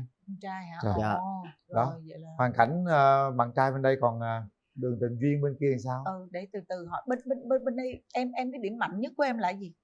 Dạ Tính cái tình em sao? cái tính tình của em thì nói chung là rất là hòa đồng, và nói chuyện thì chủ yếu là vui vẻ, mà em hay nói nhiều lắm. Nói chung là hãy miễn gặp đúng gu là em nói nhiều lắm. Rồi còn cái điểm yếu, điểm chưa được mạnh đó. Cái điểm yếu của em là nói chung là khi mà cái công việc gì mà mình làm mình suy nghĩ không được á, là có thể thức nguyên đêm. Thức nguyên đêm để mà mình suy nghĩ làm sao để mình giải quyết cái vấn đề đó nhanh gọn. Cái đó cũng là bởi vì đối với em là nói như thế này, công việc của ngày hôm nay không muốn để qua ngày mai và không muốn để trì trệ cái công việc của mình. Thì cái đó là điểm mạnh mà cưng đâu phải yếu đâu. Không, nhưng mà nhiều khi thức 3-4 đêm liền bị la, bị mẹ la. Rồi chị hỏi giùm em bên đây, em lắng tai nghe cho kỹ nè. Sao điểm mạnh của mình như nào, điểm yếu như nào, nói luôn đường tình duyên của mình sao? Dạ thì chắc có lẽ là em nói về hôn nhân trước. Em nói cũng giống như anh bên kia thì cũng một lần vậy đó. Tụi em sống với nhau được 10 năm, đến năm 2015 thì tụi em ly hôn. Thì hiện nay thì em đang nuôi hai con trai. Và nhà em thì còn một người mẹ già trên 80 tuổi. Về cái điểm mạnh của em thì em rất là độc lập, vui vẻ, hòa đồng. Về công việc nữ công gia chánh thì có lẽ làm theo mình tự nhận xét mình nha, là mình làm cũng tương đối tốt. Tốt rồi. Có điểm gì chưa mạnh không? Cái điểm yếu của em là em rất là thẳng thắn. Tại vì có đôi khi mọi người nói là tốt, nhưng mà có khi là mình nói thật quá, người ta lại không vui. Nó lại không có đúng ý người ta dễ buồn với giận mình. Với lại một cái nữa là em nói nhanh, có cái tật nói nhanh. Có lẽ là nhiều khi do cái tính chất của nghề nghiệp. Em chào anh. Không có nói nhanh đâu em nói chậm nghe rõ lắm đó. Em đang cố gắng nói chậm mà chứ bình thường em nói rất là nhanh. Rồi sau cái đợt ly hôn đó là em có cái người nào khác không, hay là ở không tới bây giờ? Chắc có lẽ là em thuộc cái top là ế bền vững anh. Thôi đời là số phận rồi ha. Bây giờ mình gặp nhau đây, tiếp tục cái duyên, biết đâu nó sẽ thành cái nợ với nhau nữa. Em muốn tìm một người yêu thương của mình như thế nào? Đối với em thì theo em thì em không đặt một hình mẫu. Bởi vì em nghĩ là con người khi mà người ta sinh ra chả có ai là hoàn thiện hết, mà có thể mình vì một người nào đó hoặc vì một cái lý do nào đó mình sẽ cố gắng tự thay đổi bản thân mình để mình thích nghi với cái hoàn cảnh sống hoặc là với một người nào đó. Chứ đặt hình mẫu thì em cũng không biết đặt như thế nào. Mà em chỉ cần là cái người đó tính tình ôn hòa một xíu. Và dạ, có nghĩa là đừng có hỏi ra mà vừa cái gì về mà đùng lên, không có hỏi lý lẽ thì em không thích như vậy. Bởi vì cái sự việc nó xảy ra lúc nào nó cũng có nguyên nhân hết, mà có khi về cái nhìn cái kết quả, cái đánh giá luôn cả cái quá trình thì như vậy thì em không thích. Cho nên là em muốn một người nó ôn hòa một xíu, có gì thì mình cũng có thể nói với nhau một cách nó nhẹ nhàng một xíu. Còn hình thể sao, cao ráo làm sao? Em chỉ cần là cao một cái đầu thôi, mà nếu cao được cả nghĩa đen là nghĩa bóng thì rất tốt. Rồi, ok. Em thích điều gì đàn ông? Em không thích điều gì? Em không thích, có nghĩa mình nói không thích thì có nghĩa là không thích những cái điều xấu thôi. Ví dụ như tham gia quá nhiều vào tệ nạn, ví dụ như không tệ nạn, không rượu chè cờ bạc, không rượu chè thì có thể uống cũng được, không sao. Tại vì em nghĩ trong công việc, trong quan hệ giao tiếp, tất cả các mối quan hệ có khi nó phải biết cái đó nó mới hay, chứ không phải là hoàn toàn là ngoan quá thì có khi mình cũng không giải quyết được công việc. Chỉ cần là cao hơn em xíu, nhìn có duyên tí là được. Rồi, bên đây coi vậy chứ mặn màng có duyên lắm nha, mặn mòi lắm em muốn tìm một nửa người yêu của mình, một nửa yêu thương của mình như thế nào? Đối với em thì hôn nhân là hạnh phúc, và hôn nhân cũng là mình phải biết vun vén. Mình phải vun vén như thế nào để cho hôn nhân của mình nó hạnh phúc. Về em suy nghĩ thì rất là đơn giản. Ví dụ như có những cái chuyện gì đó mình cần nên giải quyết thì mình cứ nhỏ nhẹ với nhau mình giải quyết, chứ mình đừng có nên mà làm sùm lên rồi cuối cùng cũng không giải quyết được vấn đề gì hết. Tốt. Thứ hai nữa là về công việc nhà thì mình cứ chia sẻ nhau mà mình làm thôi, chứ không phải là cái công việc nhà là của vợ thì đi làm về phải tự vô làm, không có. Đối với em thì nó không có như vậy. Ai là lúc nào làm cái đó, ai rảnh được thì cứ làm. Thôi hai người cũng đã lỡ những chuyến đò tình yêu rồi, bây giờ chúng ta cố gắng là đóng lại con thuyền tình yêu mới để nó lan tỏa hạnh phúc ha. Em gái hôm nay đi với ai? Dạ em đi với con trai lớn của em, bé ngồi phía dưới. À, con trai lớn đó hả? Dạ. Rồi em trai năm nay nhiêu tuổi rồi? Dạ con 16 tuổi. 16 hả? Xin chào tất cả mọi người trong trường quay ạ. Ừ. Chúc mọi người buổi tối vui vẻ. Con alo lại coi. Alo. Được rồi, để sát vô. Dạ. Con chỉ mong là người bạn đời của mẹ con là qua biết quan tâm chia sẻ với mẹ con không có cần nhiều. Chỉ Con cần vậy là muốn đủ. mẹ con bước theo bước nữa không? Dạ. Con cũng muốn điều này lâu rồi mà mẹ con vẫn ế tới bây giờ. À, con thấy chú này có hợp mà. Dạ 7 tuổi. Dạ, với mẹ con không? Mẹ con nói mẹ chú này rất là nhìn bên ngoài rất là điển trai, sạch sẽ, tính tình vui tính, có thể về chia sẻ con được. À, phải chia sẻ con được. À, con có yêu cầu gì với chú không? Dạ chú khi nào buồn thì qua nói chuyện với con. Thấy nó thân thiện ghê không? Chú nói gì với con? Thì đối với chú thì rất là đơn giản. Nói chung là về người lớn chú xử sự được, và đối với người nhỏ chú xử sự được, và đối với con nít chú xử sự cũng được. Chú là rất là đa năng, con cứ yên tâm về vấn đề đó. Về chú chỉ con trồng lan hả con hả? Dạ. Thú vị lắm á. Dạ tại nhà con cũng hay trồng trọt trồng này trồng nhỏ lắm. Rồi hợp với chú, bởi vì với chú thì luôn luôn thích, quanh nhà mình là luôn luôn phải có hoa. Bất kể hoa gì, thích trồng hoa, Em có thể luôn luôn phải có hoa. Rồi, theo con thì mẹ con nên bấm nút không? Dạ mẹ nên bấm nha, chứ con kết chú này lắm rồi. Con kết chú này Ủa lắm con rồi. ơi, mẹ đi coi mà nó phải con đi coi, sao con kết lẹ vậy? Rồi giờ em muốn hỏi gì bạn bên đó nè? Anh trai bên kia cho em xin hỏi là anh chuyên trồng lan đúng không? Đúng rồi em. Vậy anh có biết chăm sóc hoa dã quỳ? Tại bạn Hoa em nó dã hay gọi quỳ. em là như hoa dã quỳ cuối mùa, mà nó hay đọc ngược lại là con quỷ già. Trời ơi, yên tâm đi, qua Căng giả dữ vậy? quỳ hay là da gì cũng ok hết á. Được chứ. Rồi bây giờ bên bạn trai đi với ai vậy? Dạ do là hôm nay bên mà mấy đứa bạn nó bận họp rồi, em kêu nó chạy lên mà nó chạy lên không kịp, nên cuối cùng là em đi có một mình luôn. Thôi được rồi. Anh nói cho em nghe, cô gái bên kia là một người của xã hội. Cô bên kia đang làm một công việc của nhà nước rất là tốt, ổn định ha. Một cô gái cũng chân thành, đã lỡ 10 năm nay vẫn ở một mình nuôi con như thế. Một cái con người phải nói là đậm chất miền Tây, rất là thật thà, chất phác. Ở cô ấy lan tỏa một cái điều là một người phụ nữ của gia đình. Đấy, ngoài cái việc làm công việc cơ quan ra, cô ấy còn làm thêm để có thể cho phát triển kinh tế gia đình. Như vậy là con người cũng đang có một cái ý chí cầu tiến rất là lớn. Theo anh đánh giá là như thế. Còn chàng trai bên đây rất là dễ thương đó em. Nếu như mà hai người hợp nhau thì anh nghĩ rằng nên có thể bấm nút được ha. Bây giờ mình kéo rào nha. Kéo rào đi. Mở rào. Rào quay hôm nay nó héo luôn rồi đó. Bắt đầu đi.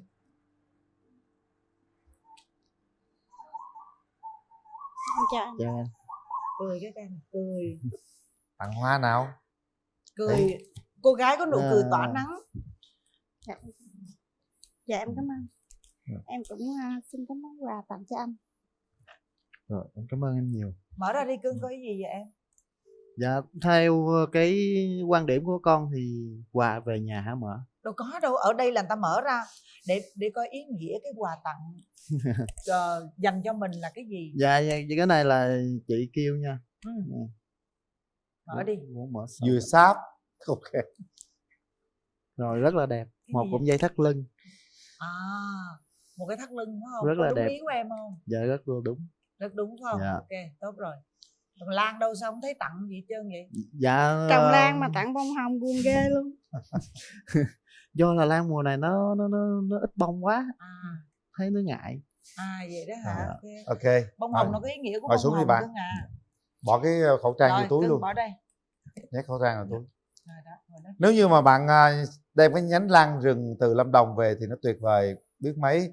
Bạn có thể hát bài hát của Nhật Thị thể hiện về thăm thành phố, náo nức mùa xuân, ba lô trên vai mang theo nhánh lan rừng. Rồi hai người quay mặt lại nhau nào. Đó, chúng ta bắt đầu trò chuyện đi. Chào em. Em ở huyện nào? Hồi nãy Dạ em ở Duyên Duyên Hải. Hải. Duyên Hải. Huyện ven biển. Duyên Hải thì lên anh có khoảng hơn 100 cây. cũng được. Dạ. Chính xác là từ chỗ em lên đến anh khoảng 120 cây. Nhưng mà đi đường quốc lộ 60 gần hơn chứ. Bây giờ nó cũng có nhiều đường đi lắm anh. Dạ. Anh ở huyện nào của Vĩnh Long, quê? Quê thì ở huyện Tam Bình, nhưng mà là anh của cuối cùng của Tam Bình, có nghĩa là đầu Tam Bình, cuối Tam Bình mà cũng là đầu của Tam Bình. Hình Là như gần em có nghĩa là nó nằm ở sát quốc lộ 1A. Gần cầu Mỹ Thuận đó. Dạ không anh, cầu Mỹ Thuận là của huyện khác rồi. Quận Bình Minh hả? Bình Minh là nó nằm ở bên góc cầu Cần Thơ. Hình như là em có duyên với Vĩnh Long hay sao? Thôi hai người cảm nhận với lần đầu tiên gặp mặt mình cảm nhận thế nào? Đúng rồi. Có muốn hùng hạp kiếm đứa con gái không? Bên kia con trai, bên đây hai con trai, kiếm đứa con gái đi. Anh cảm nhận như thế nào khi mà tiếp xúc lần đầu với em? Thấy dễ gần. Anh thích cái cách mà thẳng thắn nói nhiều. Anh cũng vậy, rất là thẳng thắn và nói rất là nhanh mà cũng nói nhiều lắm. Dạ. Có lẽ mình cũng giống nhau điểm đó. Em cũng nói nhiều nhưng tùy trường hợp. Nhưng mà cãi nhau không nói nhiều nha. Cãi nhau không nói. Không, đối với anh cãi nhau anh không bao giờ anh nói luôn. Anh im thinh luôn. Hãy miễn cãi nhau anh cứ đánh anh thì nóng lắm, nhưng mà hãy miễn cãi nhau anh ra anh múc nước anh dội anh đầu anh xong anh đi à. Chừng nào cảm giác mà mình tĩnh tâm lại, mình thoải mái lại, mình mới dám đi về mà mình nói chuyện. Chứ mà lúc đó mình có thể là mình tánh mình nóng, mình không kiềm chế được cảm xúc của mình, nó lại khó hơn. Em thì em nghĩ là mình im lặng đi, khi mình bình tĩnh mình sẽ nói chuyện với nhau nó sẽ hay hơn là cái lúc mình nóng giận. Thì đúng rồi. Anh nói là nhìn em dễ gần thì anh có muốn gần hay không? Sao? Quan trọng là cái nút ở phía sau em có dám bấm hay không thôi. Em lúc nãy em cũng có nghe là anh nói về cái anh mong muốn cái người phụ nữ là nói chung là hình dung tạm thời giống như là giỏi nữ công gia chánh vậy đó. Không, đúng không? Nếu anh không phải là giỏi về nữ công gia chánh, mà anh không muốn người phụ nữ anh giỏi về nữ công gia chánh, nhưng mà cái công việc đó là mình có thể mình làm được với nhau. Hai người hùng hạp đó, ta nói hai người cùng hùng hạp làm. Và anh nói với em một câu có thể là phụ nữ nấu ăn chưa chắc gì ngon bằng anh. Đúng, em công nhận điều đó. Tại vì đa số những đầu bếp nổi tiếng đều là nam, chứ không phải nữ.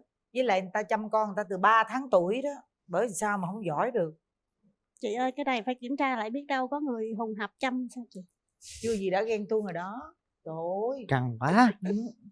Phụ nữ ngộ lắm, bắt đầu để ý ai rồi là mới ghen đó. Còn là không có ghen đâu. Bắt đầu có để ý đúng không? Không bắt đầu có đâu. để ý rồi đó. Chị ơi, đôi khi là có những bà hàng xóm tốt bụng sao chị? Đó thấy chưa, ghen thêm tập 2 đó. Chị, em nói một câu đi, em nói một câu đi cho bà yên tâm đi. Em xác nhận coi có không? Cái đó là không có rồi. Đâu có ai đâu. Chứ tại là nói cho nó vui thôi, cho nó thay đổi không khí thôi. Chứ thật ra em nói nếu như không tin nhau thì không thể nào sống chung được với nhau hết. Ghen tuông nó không giữ được người đàn ông, mà ngược lại nó sẽ đẩy người đó đi xa hơn. Biết đâu với cuộc gặp gỡ hôm nay thì cái dự định về quê sớm đó nó sẽ trở thành hiện thực rất là sớm. Cái dự định bạn sẽ về quê, nếu mà về Trà Vinh thì có thể chúng ta hẹn hò nó dễ hơn đúng không? Dạ đúng. Bây giờ thì trước mắt tôi nghĩ rằng yêu xa chút xíu cho nó hấp dẫn, hẹn hò, bởi vì bạn ở Lâm Đồng thì bây giờ cái phương tiện thông tin đại chúng nó cũng dễ mà, mở máy lên là gặp mặt nhau rồi. Các bạn có nghĩ rằng điều đó làm được không? Đòi hỏi là anh có muốn làm hay không nữa. Thì nói chung khi mà về Lâm Đồng thì anh chỉ yếu là anh rảnh buổi tối nhiều hơn, nên mình có thể là nói chuyện trò chuyện vào buổi tối. Thì khi mà nào anh về Vĩnh Long anh sẽ báo trước.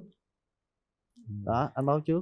Nhớ đem nhánh lan rừng nha. Em thì do hiện nay cái thời gian làm việc nó chiếm gần hết thời gian của em. Nghĩa là tính thời gian làm việc là em bắt đầu làm từ 7 giờ sáng đến 22 giờ 30 em mới kết thúc. Cho nên là em cũng không có nhiều thời gian lắm, cho nên top ế bình vẫn em luôn đứng đầu. Nhưng mà có lúc nào đó từ đây tới ngày mà anh có thể về Trà Vinh đó, thì nếu mà em với con có đi du lịch đó ở Đà Lạt đó thì cũng thông báo cho anh cái. Không, nếu mà như mà thông báo sớm thì có thể là rước lên luôn. Rước lên luôn được nhớ nha. Mà em định là tháng mấy thì em sẽ về quê trong năm nay? Dạ trong năm nay thì tầm có khoảng tháng 5 em sẽ về. Bởi Trời vì, ơi, Trời ơi, có 2 tháng nữa chứ mấy. Đâu, chương trình này phát là còn tháng nữa thôi. Không thì bây giờ mình đừng tính thời điểm này nè, 2 tháng nữa chứ mấy. Tháng 5 sinh nhật của em đó anh. Tháng 5 đó hả? Ngày nhiêu vậy? Dạ 19 tháng 5. Vậy đó hả? Tôi 26 đó. tháng 5 đó. Trời, Tôi 26 đó. 19 tháng 5 là ngày sinh nhật Thôi đừng của nói. bác Đó. Trùng ngày luôn đó. Bây giờ nè, đó là một trong những cái ngày mà đặc biệt. Nếu các bạn có duyên với nhau, các bạn sẽ làm một điều đặc biệt trong ngày đó. Anh nghĩ là như thế. Thôi bây giờ thì mình sẽ về nhà nói chuyện điện thoại, rồi trao đổi từ từ sẽ hiểu nhau nhiều hơn ha. Bây giờ thì em trai, em đến nắm tay cô gái, nhìn thẳng vào mắt cô gái Trà Vinh ha. Huyện Duyên Hải, miền nắng gió mặn mà, rồi với nụ cười rất là tươi. Hãy hát một bài nào đó để tặng cô gái. Bây giờ miền Tây mình thì nó nhiều lắm, mà nếu mà dân Trà Vinh để mà mình hát như là câu lý câu hò thì lại làm khó nhau, bởi vì anh không biết hát. Anh chỉ biết nghe không anh không biết hát. Thôi hát đỡ bolero ha. Dạ. Sông nước khô chèo xuồng miền Tây mênh mông làng nước, em gái đưa đò đẹp rạng ngời chiếc áo ba ba. Cầu tre lắc lèo khó đi, em gái ơi giúp anh sang đò, nhọc nhằn cho cuộc tình tôi khi cây lúa ngày còn xanh. Lúc bình trôi đến nơi phương trời, thuyền tình tôi là dòng sông đưa phù sa một kiếp long đông. Về miền Tây đợi chờ ai, thuyền tình quay về bến sông, mong người em ru mấy câu hò. Ai buông tiếng tan tình đau nỗi lòng người tha phương, đang buồn cung điệu quán thương bên cầu tre lắc léo năm nào. Em ơi nhớ em lâu rồi, anh chớ về lại quê hương. Quá trời rồi. Thiệt không? Rất ngọt luôn ha. Quá trời rồi. Làm nhỏ với vỗ tay quá trời. Trời ơi, Còn nhỏ nữa là nó để mềm tôi dữ hát lắm nữa. rồi đó. Chưa gì cái vỗ tay quá. Con muốn nói gì? Cho nói gì đó, con nói gì con? Là hợp với con hơn là hợp với mẹ. Trời nó có duyên vậy sợ. Tiêu rồi. Duyên dáng lắm luôn á. Sao nào Kiểu này anh Linh ơi, kiểu này chắc là muốn sang thì bắt cầu kiều, muốn yêu con mẹ phải chiều thằng con quá. Đúng rồi. Giờ mình hát được không nè? Mình hát mình đối lại được không nè? Hát thì em cũng có thể hát được, nhưng mà cái này có lẽ là hơi rung, chắc cái giọng nó cũng không có được Không sao đâu. như bình thường. Vui là chính đó mà. Tấm lòng em. Sao cả. Xin mời anh Quyền Linh, chị Hồng Vân, anh Khánh và mọi người du lịch Trà Vinh một chuyến qua bài hát của em. Ai đi đâu, ai về nơi đâu, xin mời vô đây nghe khúc hát Trà Vinh. Quê hương tôi ruộng vườn xanh xanh, đẹp tựa như tranh, hương lúa thơm những lời từ tình. Quê hương tôi qua huyện Câu Ngang, con đường thanh thang đưa ta đến với biển xanh. Trong chiến tranh giữ đất nước quê hương, đã có biết bao gương chiến sĩ anh hùng. Hò ơi hò là hò ơi hò ơi hò là hò ơi. Biển Ba Đông biển trời bát ngát, ao bà ôm thắng cảnh miền Tây. Chùa Cò nổi tiếng xưa nay, chưa đi chưa biết nơi này là Trà Vinh. Chưa đi chưa biết nơi này là Thần Tiên. Dạ. Rồi, hy vọng rằng đã có dịp để mình về chùa Cò ha, rồi thăm Ao Bà Om ha, ăn bánh canh bánh có, bánh tét cà cuông ha, dừa sáp cầu kè ha. Dạ. Thôi Trà Vinh là nơi quê hương của Ngô Thanh Vân với lại Em Hồng Ánh. Lê Phương. Em ngày Lê xưa Phương. em ngày xưa là học cùng thời với Lê Phương. Và cái kỷ niệm em nhớ nhất sau này là ngày xưa lúc đi học thì mình không có biết là tương lai như thế nào. Nhưng mà thời điểm em học 12 là tụi em thi đấu thể thao, là em có đánh đôi với Lê Phương, lần vậy em thua Lê Phương. Thua hả? Dạ, đánh cầu lông. Dạ, em thua Lê Phương. Tại vì Lê Phương cao, còn em nó hạn chế chiều cao quá, thành ra là em đánh không lại. Rồi, thôi mình về ghế ngồi đi. Đưa ra quyết định nào các bạn. Chúng ta đủ lớn để suy nghĩ, để đưa ra quyết định chính xác cho chính con tim của mình. Đây, nút này cưng. Mỗi bạn cũng đã lỡ một chuyến đò, hy vọng rằng chúng ta sẽ cùng nhau để xây dựng một chuyến đò Bấm mới. không Quy? Ở đó tràn ngập những yêu thương. Đó. 3, 2, 1. Hết thời gian. Trời ơi, bấm đông điệu Bấm luôn. cùng Cắt, lúc cắt. luôn. Đấy. Hãy nắm tay nhau, hãy tạo điều kiện, hãy tạo cơ hội cho nhau ha. Đây còn có duyên hết sức ủng hộ quá trời đất luôn. Trời ơi, con mê chú này quá rồi đúng không? Chú hợp với con còn hơn hợp với mẹ đó. Trời đất ơi, thấy cưng không? Có duyên dễ sợ luôn. Rồi bây giờ mình nói gì với gia đình của bạn gái đang theo dõi chương trình đi. Đại khái là chào hai bác, chào gia đình ha. Con xin phép hai bác cho tụi con hẹn Em hò. cũng giống như anh là em chỉ còn mẹ thôi. Còn mẹ thôi, rồi. chào mẹ. Rồi. Rồi chào mẹ. Đó, đây máy quay coi gì đó, cái máy đang cái đèn. Chào mẹ và chào gia đình bên gái. Nói chung là cho dù ngăn sông cách núi thì bây giờ nó cũng có công nghệ rồi, 4.0 hết rồi, thì cho tụi con phép hẹn hò. Và Con sẽ sao? Và con sẽ là tranh thủ và mọi cách để về với Trà Vinh nhanh nhất. Hứa rồi đó nha. Nói nghe nè, nhỏ này nó để tóc gì là giống em á, sao kỳ vậy ta? Dạ. Giống bạn này nè. Thiệt á, không giống mẹ mà giống nhiều. Rồi, thôi mình đặt nụ hôn đầu tiên ngay ngày gặp mặt đi. Mình quên á, mình quên gì đó. Chung nó cũng không. Cái gì vậy? Gì vậy cụng hả? Ai mượn cụng gì không đây nè, đứng lại như vậy mà không má. Đó. Họ là những người lỡ chuyến đò, họ có cái cách đồng cảm nhanh nhất đối với nhau. Anh nghĩ rằng đây là cái duyên rồi, cố gắng lên nhá.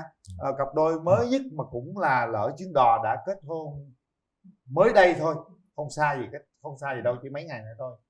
Các bạn lên mạng sẽ thấy được điều đó ha.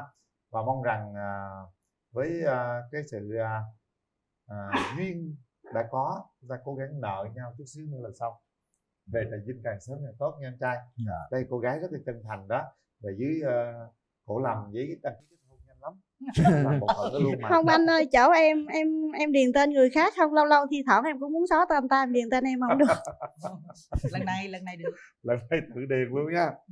Thôi, chúc các bạn hạnh phúc nha. Dạ. Đây những món quà dành cho các bạn. Lâu lâu là từ Trà Vinh chạy về, từ Vĩnh Long chạy về Trà Vinh. Dạ. Tam Bình là quê của Phước Sang đó. Phước Sang đạo diễn nổi tiếng Lưu Quỳnh đó. Còn Cầu Ngang Cầu Kè là quê của Lê Công Tuấn Anh đó. Ủa là ở đâu? Cầu Ngang Trà Vinh. Đây. Anh Trung Dũng cũng quê Trà Vinh. Trung Dũng đúng rồi. Dạ. Anh Trung Dũng là ở gần em. Thẻ Diamond. Rồi hệ thống Finet. Rồi, còn đây là quà của thép Vina QA. Một bộ son môi dành riêng cho em, 5 màu son lì rất là đẹp, Yurika của Nhật. Còn nếu mà tụi em đăng ký kết hôn thì thép Vina QA sẽ tặng tụi em một món quà trị giá 20 triệu đồng nha. Em cầm đi. Đây là món quà của bạn gái sẽ tặng cho bạn. Đây một bông hồng. Rồi bông hồng này á hả, là còn hoài luôn đó. Nhưng mà nhớ nha, lần sau về anh nghĩ rằng một cái hoa lan rất đẹp, nhãn lan rừng đã nở. Tại hoa lan thì nói chung là mấy đợt này nó chưa có đẹp mấy, rồi em quyết định là sẽ thay bằng bông hồng, nhưng mà bông hồng thường thì nó sẽ nhanh tàn.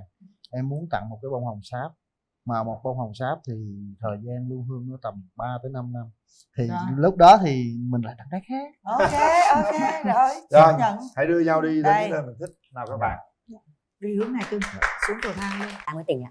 Thì có 2 mối tình thì là thời học trò áo trắng thôi, cũng thời ngây thơ ạ. Còn mối tình gần đây nhất là cách đây 3 năm. Em có yêu một bạn năm cuối ở đại học ạ. Tại vì là lý do chia tay là hai người quan điểm sống nó cũng không được giống nhau, nó khác biệt nhau quá nhiều ạ. Nên là thành ra là không có tiếng nói chung, nên là bọn em quyết định là chia tay ạ. Và từ đó bây giờ là em cũng chưa yêu ai ạ. Nhưng mối tình đó quen bao lâu em? Mối tình này em quen được gần 1 năm ạ. Gần 1 năm cũng chưa phải là sâu sắc lắm đúng không? Dạ đúng rồi. Rồi bây giờ em gái em muốn tìm người yêu thế nào? Dạ mẫu người yêu của em là phải cao quá. Dạ đúng rồi. Cao ít nhất là phải 1m7 bởi vì là dạ anh cao 1m bao nhiêu Ở ạ? bên đây khoảng 1m50. Dạ 1m51 là cùng. dạ nếu 1m51 mình có thể mang giày độn anh ạ. Không sao đúng không? Dạ. Rồi. Dạ cái đầu tiên là về chiều cao, thứ hai nữa là không được đẹp trai quá. Sao vậy? Dạ tại vì người ta nói là chồng đẹp là chồng người ta, cho nên là nói chung là nhìn ngoại hình này bình thường rồi chị ạ. Kệ đi gì thích đẹp. Chẳng may đẹp trai có được không em? Chẳng may đẹp trai được không em? Dạ chẳng may anh đẹp trai thì em đẹp gái là mình xứng đôi rồi anh ạ. Rồi còn gì nữa không em? Thứ hai nữa là không hút thuốc ạ. Anh ơi mình có hút thuốc không ạ? Anh không hút thuốc em ạ. Dạ vậy càng tốt. Hết chết không dạ. Vậy anh ơi anh có từng nghĩ tới ma túy không ạ? Anh chưa bao giờ nghĩ đến những cái thứ tệ nạn xã hội ạ. Anh dạ. toàn Tại vì em mà thấy ai mà lên con là em nhìn biết liền à. Cho nên là có gì mình nói thật anh nha. tí em nhận xét anh nhá, không có bị lên cơn đâu nhá. Chưa thấy ai. Rồi mời bạn nữ giới thiệu về mình. Dạ, em xin chào chị Cát Tường, chào anh Quỳnh Linh và chào tất cả quý vị khán giả trong khán phòng ngày hôm nay. Chào bạn. Dạ. Em tên gì? Dạ, em tên là Phan Thị Hoài Tín, năm nay em 27 tuổi. Quê của em là ở Quảng Nam nhưng mà hiện tại thì em đang sinh sống và làm việc tại thành phố Hồ Chí Minh ạ. Dạ. Mình đang làm công việc gì em? Dạ, hiện tại thì em đang làm một điều dưỡng tại thẩm mỹ viện ạ. Điều dưỡng tại thẩm mỹ viện. Dạ vâng ạ. Thành phố Hồ Chí Minh. Dạ vâng ạ. Rồi. Dạ. Mời bạn trai giới thiệu. Lời đầu tiên cho em xin gửi lời chào đến anh Quỳnh Linh, chị Cát Tường cùng toàn bộ quý vị khán giả có mặt trong trường quay ngày hôm nay. Em xin tự giới thiệu, em tên là Nguyễn Tiến Hợp, năm nay em 27 tuổi. Quê quán của em là ở Hưng Yên và hiện tại em đang làm việc và sinh sống tại quận 9 Hồ Chí Minh. Em làm việc gì? Công việc của em là quản lý chuyên về cát, bê tông và xây tô. Quản lý bê tông. Cát ạ. Cát với bê Dạ. tông tức là vật liệu xây dựng. Dạ, vật liệu xây dựng ạ. Dạ. Điểm mạnh điểm yếu của em là gì? Dạ, điểm mạnh. Rồi bạn gái nói trước. Dạ, về điểm mạnh của em thì ít hơn là điểm yếu. Dạ, thì về điểm mạnh thì em tự cảm thấy là em rất là thẳng thắn và thật thà. Mà nhiều lúc thì em thấy cái tính thẳng thắn của em á là nó cũng là một cái nhược điểm của em nữa. Tại vì nhiều lúc thẳng thắn quá thì sẽ làm mất lòng nhiều người. Dạ. Và thứ hai nữa là em rất là chân thành. Ai đối xử chân thành với em là em cũng sẽ rất là chân thành lại với người ta.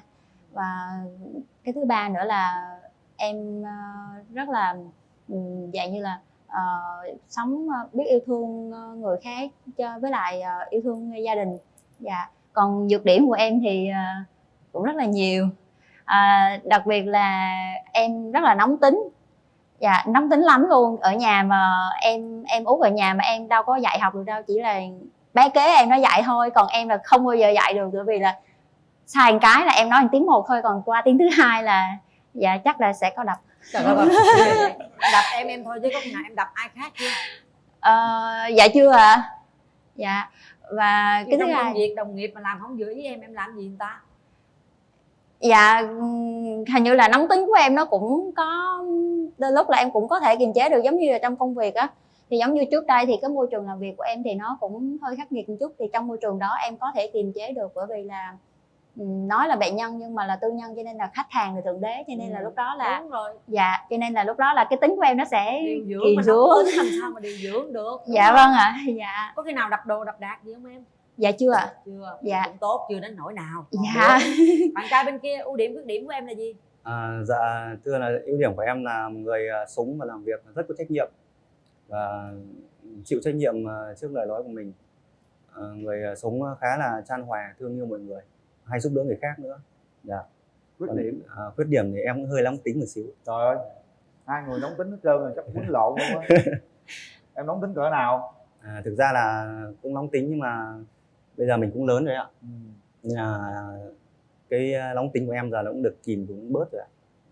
Nên là vẫn mọi chuyện vẫn trong tầm kiểm soát. Chứ đừng nóng tính như cô gái bên kia nha. Dạ. Về tình trường thì sao? Em trải qua mấy mối tình rồi con gái? Dạ về tình trường thì nói về mối tình chính thức thì là chưa ạ. Chưa có. Dạ đúng rồi ạ, chưa có ạ. Lý do tại sao? Dạ em cũng không hiểu lý do tại sao nữa, nhưng mà là đầu tiên á, thì cái lý do đầu tiên em nghĩ tới là do em cao quá. Em dạ. cao 1 mét mấy? Dạ em cao 1m7 ạ. Bởi vậy nãy giờ vô chị nhìn chị muốn ngước lên, chị muốn mỏi luôn. Dạ. Quá cao. Dạ. Và cái lý do thứ hai mà em nghĩ đó là một cái lý do mà cũng quan trọng trong cái giai đoạn đầu của cái tuổi hăm, bước qua tuổi hăm, là sau khi tốt nghiệp xong là em vào trong Sài Gòn em làm, mà em làm điều dưỡng trong một cái trung tâm cai nghiện á. Dạ đúng rồi. Thì cũng chính cái môi trường đó là nó làm cho em có một cái cảm giác là mình đi ra ngoài á, mình đi ra ngoài mình nhìn thấy người khác mình sợ. Tại vì lúc mà vô trong trại cai thì ai cũng như nhau, nó không có cái gì khác đâu, nhưng mà lúc mà họ cai xong họ ra là lên đồ lên xe là chị thấy nó rất là đẹp, nhiều người đẹp trai lắm luôn, ấy nó thật sự là đẹp trai lắm luôn, mà những con nhà giàu có, nhưng mà cuối cùng họ vẫn đi vào con đường nghiện. Nó làm cho em có cái cảm giác là mình sợ luôn. Mình sợ luôn, có nghĩa là đi ra đường mình thấy là không biết anh ta có nghiện không ta, rồi không biết là anh ta có nghiện hay không, rồi có nghiện rồi có chịu đi cai rồi này kia hay không, thì làm cho em là bị bệnh nghề nghiệp ảnh hưởng đến. Dạ. Nó ảnh hưởng em rất nhiều, là nguyên một cái giai đoạn nào cũng phải là 2 năm sau khi mà em vào trong cái môi trường đó em làm thì em mới có cái tư tưởng nó giãn bớt ra. Dạ, tại vì cũng có người cai nghiện thành công chứ không phải là không, tại vì rất là nhiều người cai nghiện thành công. Dạ. Rồi cũng không ai đeo đuổi em luôn hả? Thì cái đó em cũng không hầu như là không, tại vì là em thấy có nhiều người cũng có ý định là làm quen, nhưng mà em thấy giống như kiểu là tới nhanh rồi đi nhanh. Em chưa kịp trả lời xong là em thấy đi luôn rồi. Dạ. Cũng khổ tâm quá ha. Cái môi dạ trường vâng làm ạ. việc cũng hạn chế trong cái tình yêu. Dạ. Rồi bạn trai thì sao? Mình trải qua mấy mối tình rồi em? Rồi em trải qua tất cả 3 mối tình ạ. Thì có 2 mối tình thì là thời học trò áo trắng thôi, là cũng thời ngây thơ đấy. Còn mối tình gần đây nhất là cách đây 3 năm. Em có yêu một bạn năm cuối ở đại học ấy. Tại vì là lý do chia tay là hai người quan điểm sống nó cũng không được giống nhau, nó khác biệt nhau quá nhiều ấy ạ. Nên là thành ra là không có tiếng nói chung, nên là bọn em quyết định là chia tay ạ. Và từ đó bây giờ là em cũng chưa yêu ai ạ. Cái mối tình đó quen bao lâu em? Mối tình này em quen được gần 1 năm ạ. Gần 1 năm cũng chưa phải là sâu sắc lắm đúng không? Dạ đúng rồi. Rồi bây giờ mà em gái em muốn tìm người yêu thế nào? Dạ mẫu người yêu của em chắc là trước hết phải cao quá. Dạ đúng rồi.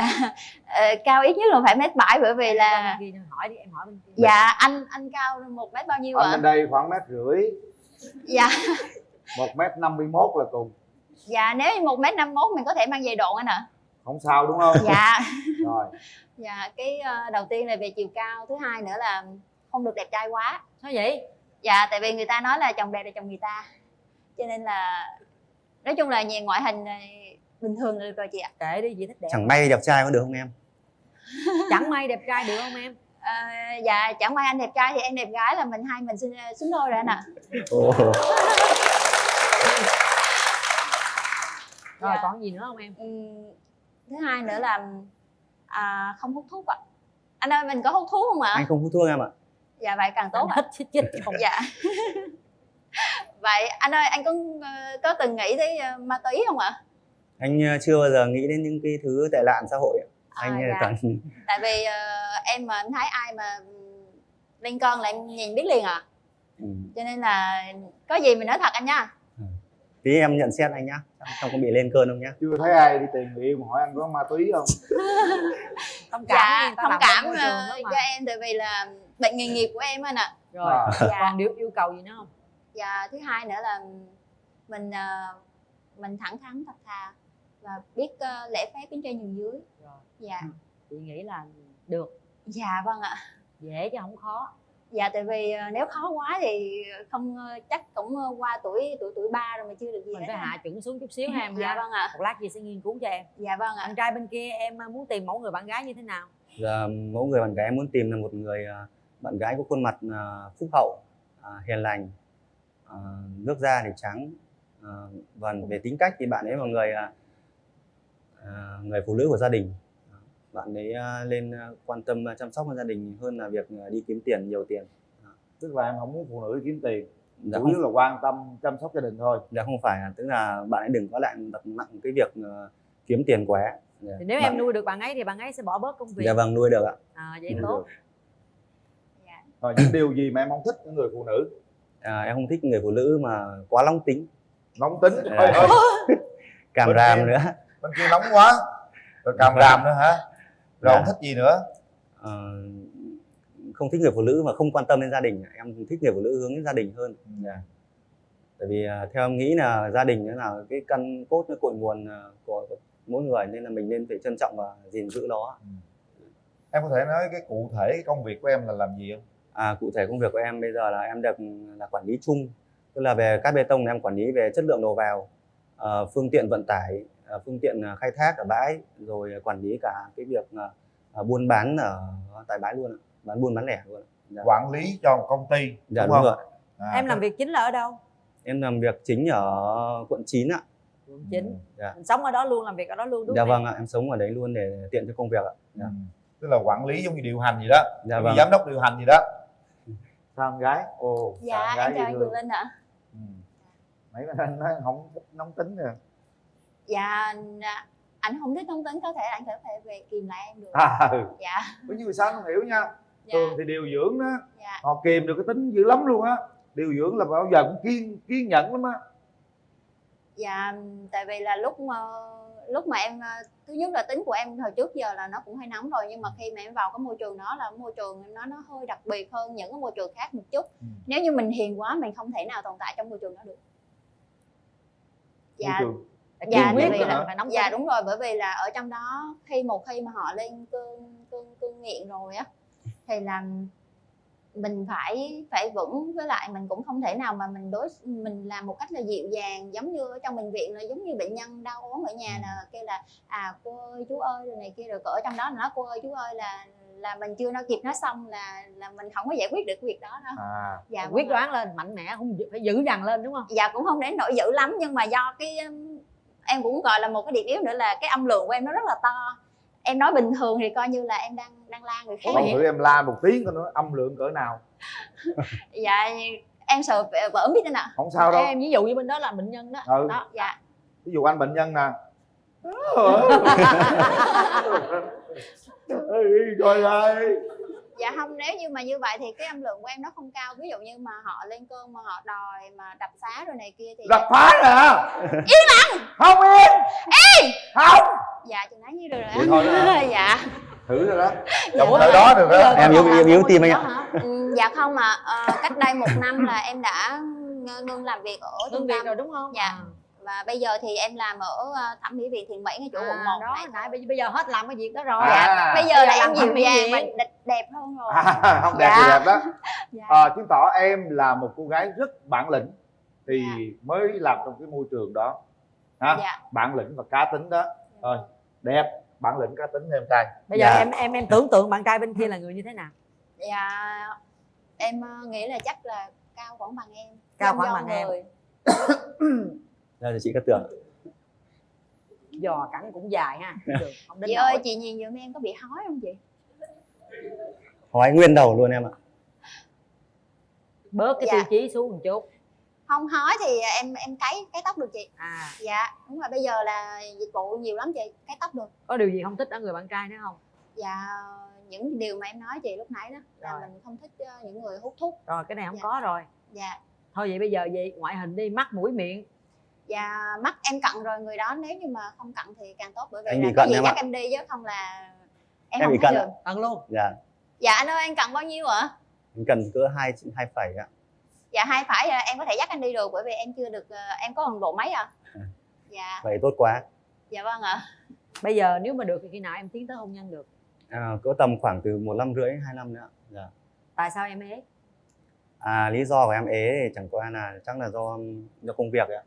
Tại vì trước giờ em toàn làm những công việc mà tiếp xúc với những người lớn tuổi và máy móc thiết bị không, nên là em ít có cơ hội mà tiếp xúc với những cái môi trường nó năng động mà nhiều bạn trẻ, nên là thành ra là cứ ở vậy đến giờ ấy ạ. Bây giờ quyết chí lấy vợ chưa? Là quyết chí ạ. Thích con gái không? Dạ thích chứ ạ. Em mê gái. Mê gái được. Mê nhưng mà đừng mê quá anh nhá. Em cảm nhận bạn nữ bên đây là như thế nào? Bạn bên đây nếu mà qua những gì mà em vừa mới được nghe bạn chia sẻ thì em nghĩ bạn này khá là mạnh mẽ, có khuôn mặt thì cũng hơi cứng rắn một chút. Nếu mà kết hôn thì mình có làm dâu không? Mình sẽ sống ở đâu?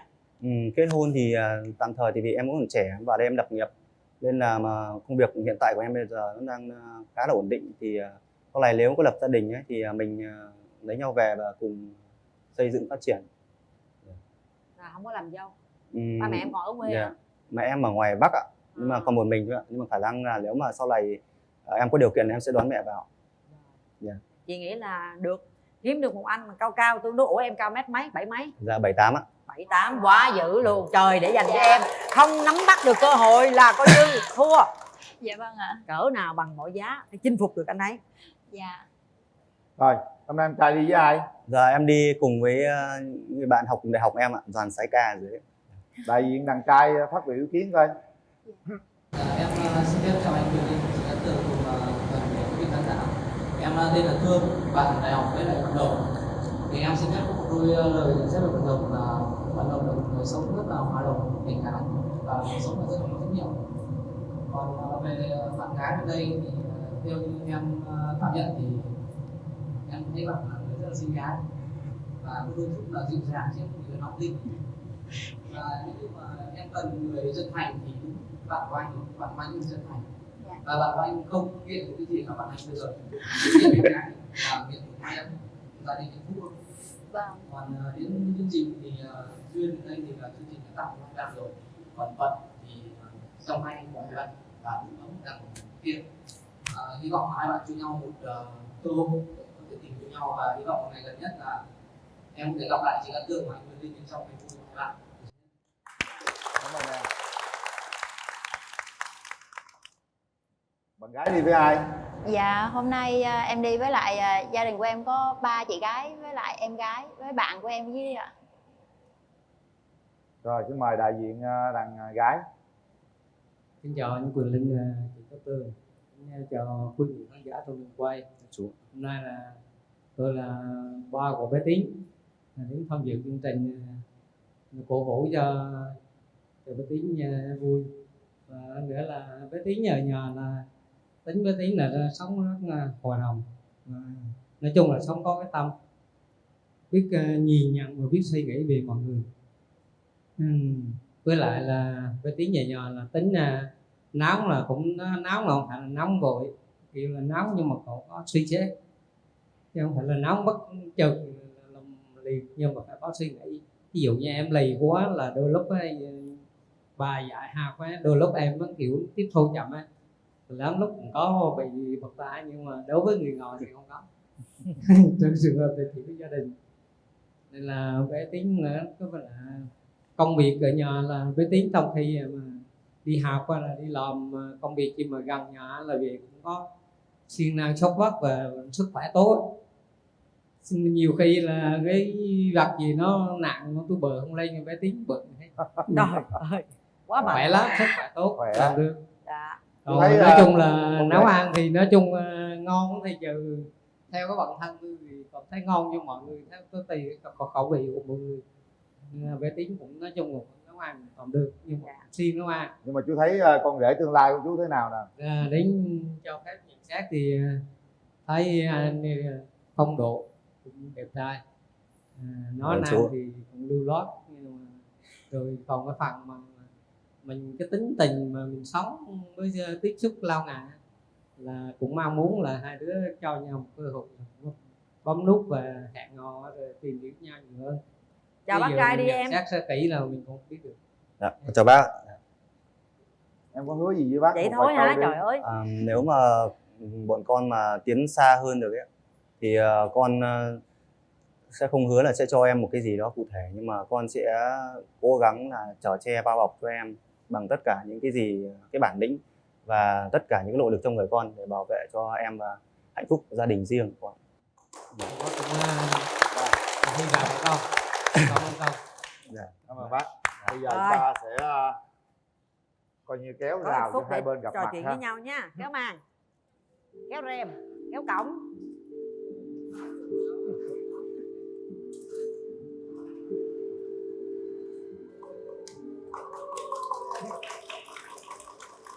Em muốn còn tặng em. Dạ em có mượn ạ. Tôi không nghĩ hai người này mà ế ta. Gặp ngoài đời không thể nào nghĩ là họ ế, nhưng mà thật trong sâu thẳm thì họ ế thật. Nào chúng ta có 2 phút trò chuyện. Bắt đầu. Em có nhận xét gì về anh? Em cảm thấy anh sao? Ngoài sức tưởng tượng của em. Là xấu quá hay là Dạ không, nhìn rất là phong độ và nhìn rất là đẹp trai. Dạ. Anh có một cái câu hỏi như thế này dành cho em. Theo em thì cái vai trò của người phụ nữ trong gia đình ấy là nó đóng vai trò như thế nào? Người phụ nữ là giống như một hậu phương, mà không những là hậu phương mà mình có thể là hỗ trợ cho người chồng mình trong công việc nữa, cũng không phải là mình lùi hẳn về hậu phương. Theo quan điểm của em thì là một người phụ nữ hiện tại thì bây giờ mình cũng không phải là mình quá là lùi về sau, mà mình có thể là vừa cân đối giữa công việc của mình và công việc gia đình, nhưng mà mình nên quan tâm về gia đình của mình hơn để cho gia đình của mình bền vững hơn và gia đình của mình được chăm sóc tốt hơn, nhất là về phần con cái. Đúng rồi, thì vì là anh rất là mong muốn mà kiếm một người phụ nữ mà của gia đình ấy. Dạ. Đấy thì thực ra là cái cuộc sống bên ngoài mình đi kiếm tiền ấy, thì cái của cải vật chất ấy nó là cái mà nó chính bàn tay mình làm ra. Thì bây giờ chưa có thì sau này mình sẽ có. Vâng. Nhưng mà mái ấm gia đình nếu mà chưa có, nếu mà nó không gìn giữ được thì sẽ mất ngay. Dạ, Anh rất là quan trọng cái việc đấy. Dạ. Em có phải là người biết lo nghĩ cho người khác không? Việc đó là em đảm bảo được, bởi vì là thực sự ra là trong quá trình mà em đi làm trong này những năm đầu thì em cũng có nuôi em gái học, và những gì về bây giờ về nói về gia đình ba mẹ em thì em cũng chưa thể nào gọi là lo lắng được cho ba mẹ em, nhưng mà em gái của em thì em lo được. Về cái tinh thần thôi, ít nhất là mình có một cái dạ được cái đó hướng. là được. Dạ. Vừa anh có nghe em chia sẻ ấy, em là rất là nóng tính đúng không? Dạ đúng rồi, nóng, rất là nóng tính. Thực ra là anh rất là thích người hiền dịu, dịu dàng một xíu ấy, mà nữ tính ấy, như chị Cát Tường chị đang dáng rất là nữ tính. Vậy thì nếu như mà em nóng tính thì anh thấy em có phải là người nóng tính như em nói hay không? Thực ra là nếu mà nhìn ở vẻ bề ngoài thì anh không dám nhận xét nhiều, tại vì là mình phải tìm hiểu sâu thì mình mới nhận xét về người ta cụ thể. Nhưng mà cái nóng tính ấy, bên ngoài thực tế là nó không có tốt. Dạ. Bản thân anh cũng là người rất là nóng tính, anh thẳng tính nữa cơ. Nhưng mà sau khi anh ra ngoài anh làm việc thì anh nhận thấy cái điều đó nó không ổn chút nào, nên là anh đã thay đổi bản thân mình hàng ngày. Và bây giờ anh chìm chặn hơn, cứng rắn hơn, trưởng thành hơn so với ngày xưa. Đó, nên anh rất là muốn người phụ nữ mà bình tĩnh hơn một chút. Đấy, thì ví dụ lúc anh chẳng may anh nóng lên một chút, vì đàn ông ra ngoài mình kiếm tiền thì áp lực nhiều khi rất là nhiều, mà về nhà mà vợ mình lại nóng tính nữa thì nhiều khi nó lại rất là không hay. Dạ. Theo quan điểm anh nghĩ như vậy. Vâng ạ, về việc mà kiềm chế thì là em nghĩ là em làm rất là ok, bởi vì là môi trường của em là khách hàng là thượng đế. Vừa em dọa anh thì anh rớt tim đấy. Dạ. Anh bị yếu tim. Dạ. Cho nên là không phải là mình nói là coi anh là một khách hàng, nhưng mà là bởi vì là khi mà hai người mình nói chuyện với nhau thì một người nóng thì phải có một người kia dịu lại. Thì em cũng hy vọng là nếu như mà sau này lỡ có đôi lúc mà em có hơi nóng tính một chút xíu thì anh phải là một người đóng vai trò là lạnh để cho em có thể là giảm bớt nhiệt độ xuống. Lạnh như băng được không em? Dạ. Vậy thì càng tốt, bởi vì khi lạnh như băng vậy là nhiệt độ của em hạ nhanh. Rồi chúng ta nói chuyện hẹn hò đi các bạn. Dạ, em cũng có một câu hỏi, vài câu hỏi để hỏi anh là quan niệm tình yêu của anh là như thế nào? Quan niệm tình yêu của anh là khi mình yêu nhau thì hãy cứ yêu bằng tất cả con tim, tất cả những gì mình đang có. Dạ. Còn nếu mà chẳng may mà không đến được với nhau nữa thì nó do cái số phận. Dạ. Mình cũng vui vẻ thôi, cũng đừng có bi lụy quá. Thì theo anh nghĩ nó thoáng hơn một chút. Còn quan điểm tình yêu của em là em nghe một câu nói rất là hay: chúng ta chỉ mất 3 giây để nói lời yêu, nhưng mà chúng ta mất cả đời để mình xây dựng vun đắp và phát triển cái tình yêu đó. Dạ. Và câu hỏi thứ hai là em là người Quảng Nam, thì không biết là anh có nghe được giọng Quảng Nam hay không ạ? Nếu em nói giọng này anh nghe Quảng Nam thì anh cũng chắc là cũng hơi khó nghe một xíu. Vậy em nói anh nghe mà ba em nói thì anh chưa nghe được. Đúng rồi. Bác là vừa mới vào đúng không bác? Dạ đúng rồi. Trong Nam lâu rồi nói dễ nghe hơn. Dạ em ở trong Nam là được 6 năm 7 năm rồi ạ. Có gì em làm phiên dịch cho anh cũng được. Dạ vâng. Dạ. Nếu mà mình mà hẹn hò với nhau ấy thì không biết là cái thời gian của em rảnh rỗi vào những lúc nào nhỉ? Dạ em thì hiện tại thẩm mỹ viện của em làm là từ thứ hai thứ bảy, và thời gian cái ca làm việc của em là từ 9 giờ đến 6 giờ chiều, cho nên là thường là chủ nhật và buổi tối em rảnh. Dạ. Tuy điều dưỡng nhưng mà hơi sướng hơn những điều dưỡng ở bệnh viện khác một chút, là em không cần phải trực. Anh xin lỗi là vừa em nói hơi Dạ. nhỏ, anh chưa nghe được em làm ở chỗ nào nhỉ? Dạ em làm ở thẩm mỹ viện Thiện Mỹ, ngay chỗ quận 1, ngay chỗ cầu Ông Lãnh. Anh không biết cầu Ông Lãnh không? Anh không biết đâu nhưng Google Maps chỉ. Dạ đúng rồi. Anh ở quận 9 là ở chỗ nào ạ? Anh ở chỗ Long Thuận, phường Trường Thạnh, quận 9. Dạ ở chỗ đó anh đi qua, nếu như mà qua chỗ em là ở thì cũng gần, mà qua chỗ làm cũng gần. Nói chung là cũng gần, đi khoảng Vâng ạ. 30 phút đến 1 tiếng là tới thôi. Rồi dự định tương lai thế nào các bạn? Thì nếu mà hôm nay mình đến với nhau, chương trình đã cho mình một cơ hội như thế này á, thì nếu mà em cảm thấy anh là một người mà có một chút gì đấy làm cho em rung động, thì anh nghĩ là mình nên cho nhau một cái cơ hội đó để mình tìm hiểu sâu hơn. Dạ vâng ạ. Bạn nam hãy nói một cái điều gì đó trong lòng mình để cho thuyết phục được bạn gái. Mình là Thì đàn ông mà. anh cũng vừa nói với bác nhà, thì anh không hứa là chắc chắn là sẽ cho em những cái gì cụ thể, nhưng mà anh hứa sẽ dùng tất cả những cái gì gọi là bản lĩnh đàn ông, rồi tất cả những thứ anh có để chở che và bao bọc cho em. Dạ vâng ạ. Rồi hết thời gian. Rồi đặt tay vào nút bấm các bạn. Để tay nút bấm bên tay trái các bạn. Rồi chuẩn bị. Chúng ta sẽ quyết định sau 3 tiếng đếm. Chúng ta hãy nhắm mắt lại và cảm nhận từ nãy giờ chúng ta đã chia sẻ những gì, chúng ta có đồng cảm với nhau hay không, chúng ta đã bắt nhịp được gì trong tình yêu chưa, và quyết định đưa ra cái quyết định bấm nút hay là không. Bấm nút là hẹn hò, tìm hiểu để tiến tới hôn nhân các bạn nhé. 1 2 3. Hết thời gian.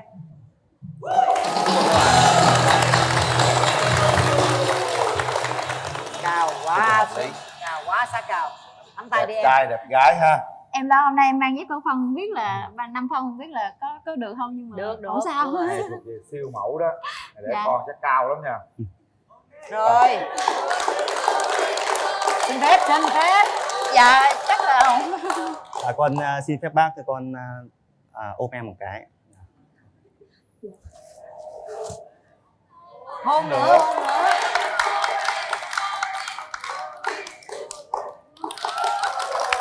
Rồi. Đây là những chiếc vé xem phim của cụm đạp Cinebox 212 lý chiến thắng gửi tặng các bạn. Dạ. Đây là phiếu quà tặng trị giá 1 triệu đồng đến từ thương hiệu thời trang The Couple TX trên toàn quốc gửi tặng hai bạn. Dạ. Và đây là nước xịt thơm miệng thảo dược Relax gửi tặng hai bạn.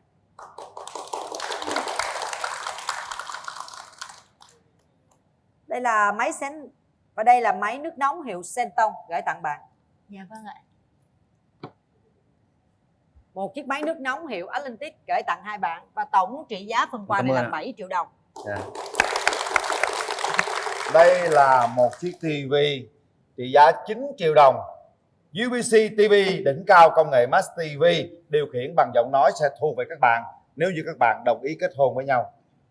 Cảm ơn. Em cảm ơn ạ. Rồi, bây giờ chúng ta có thể hạnh phúc dẫn nhau đi xem phim và đem những món quà này về cho gia đình được rồi ha. Rồi, Chúc cố các gắng bạn nha. sớm tìm được hạnh phúc. Thì em có một lời cảm ơn đến anh Quyền Linh, chị Cát Tường và chương trình Bạn Muốn Hẹn Hò đã cho chúng em có cơ hội gặp nhau ngày hôm nay ạ. Cảm ơn. Rồi. Dạ em xin cảm ơn. Cảm ơn chị ạ. Từ từ chào bạn gái với. Quá cao.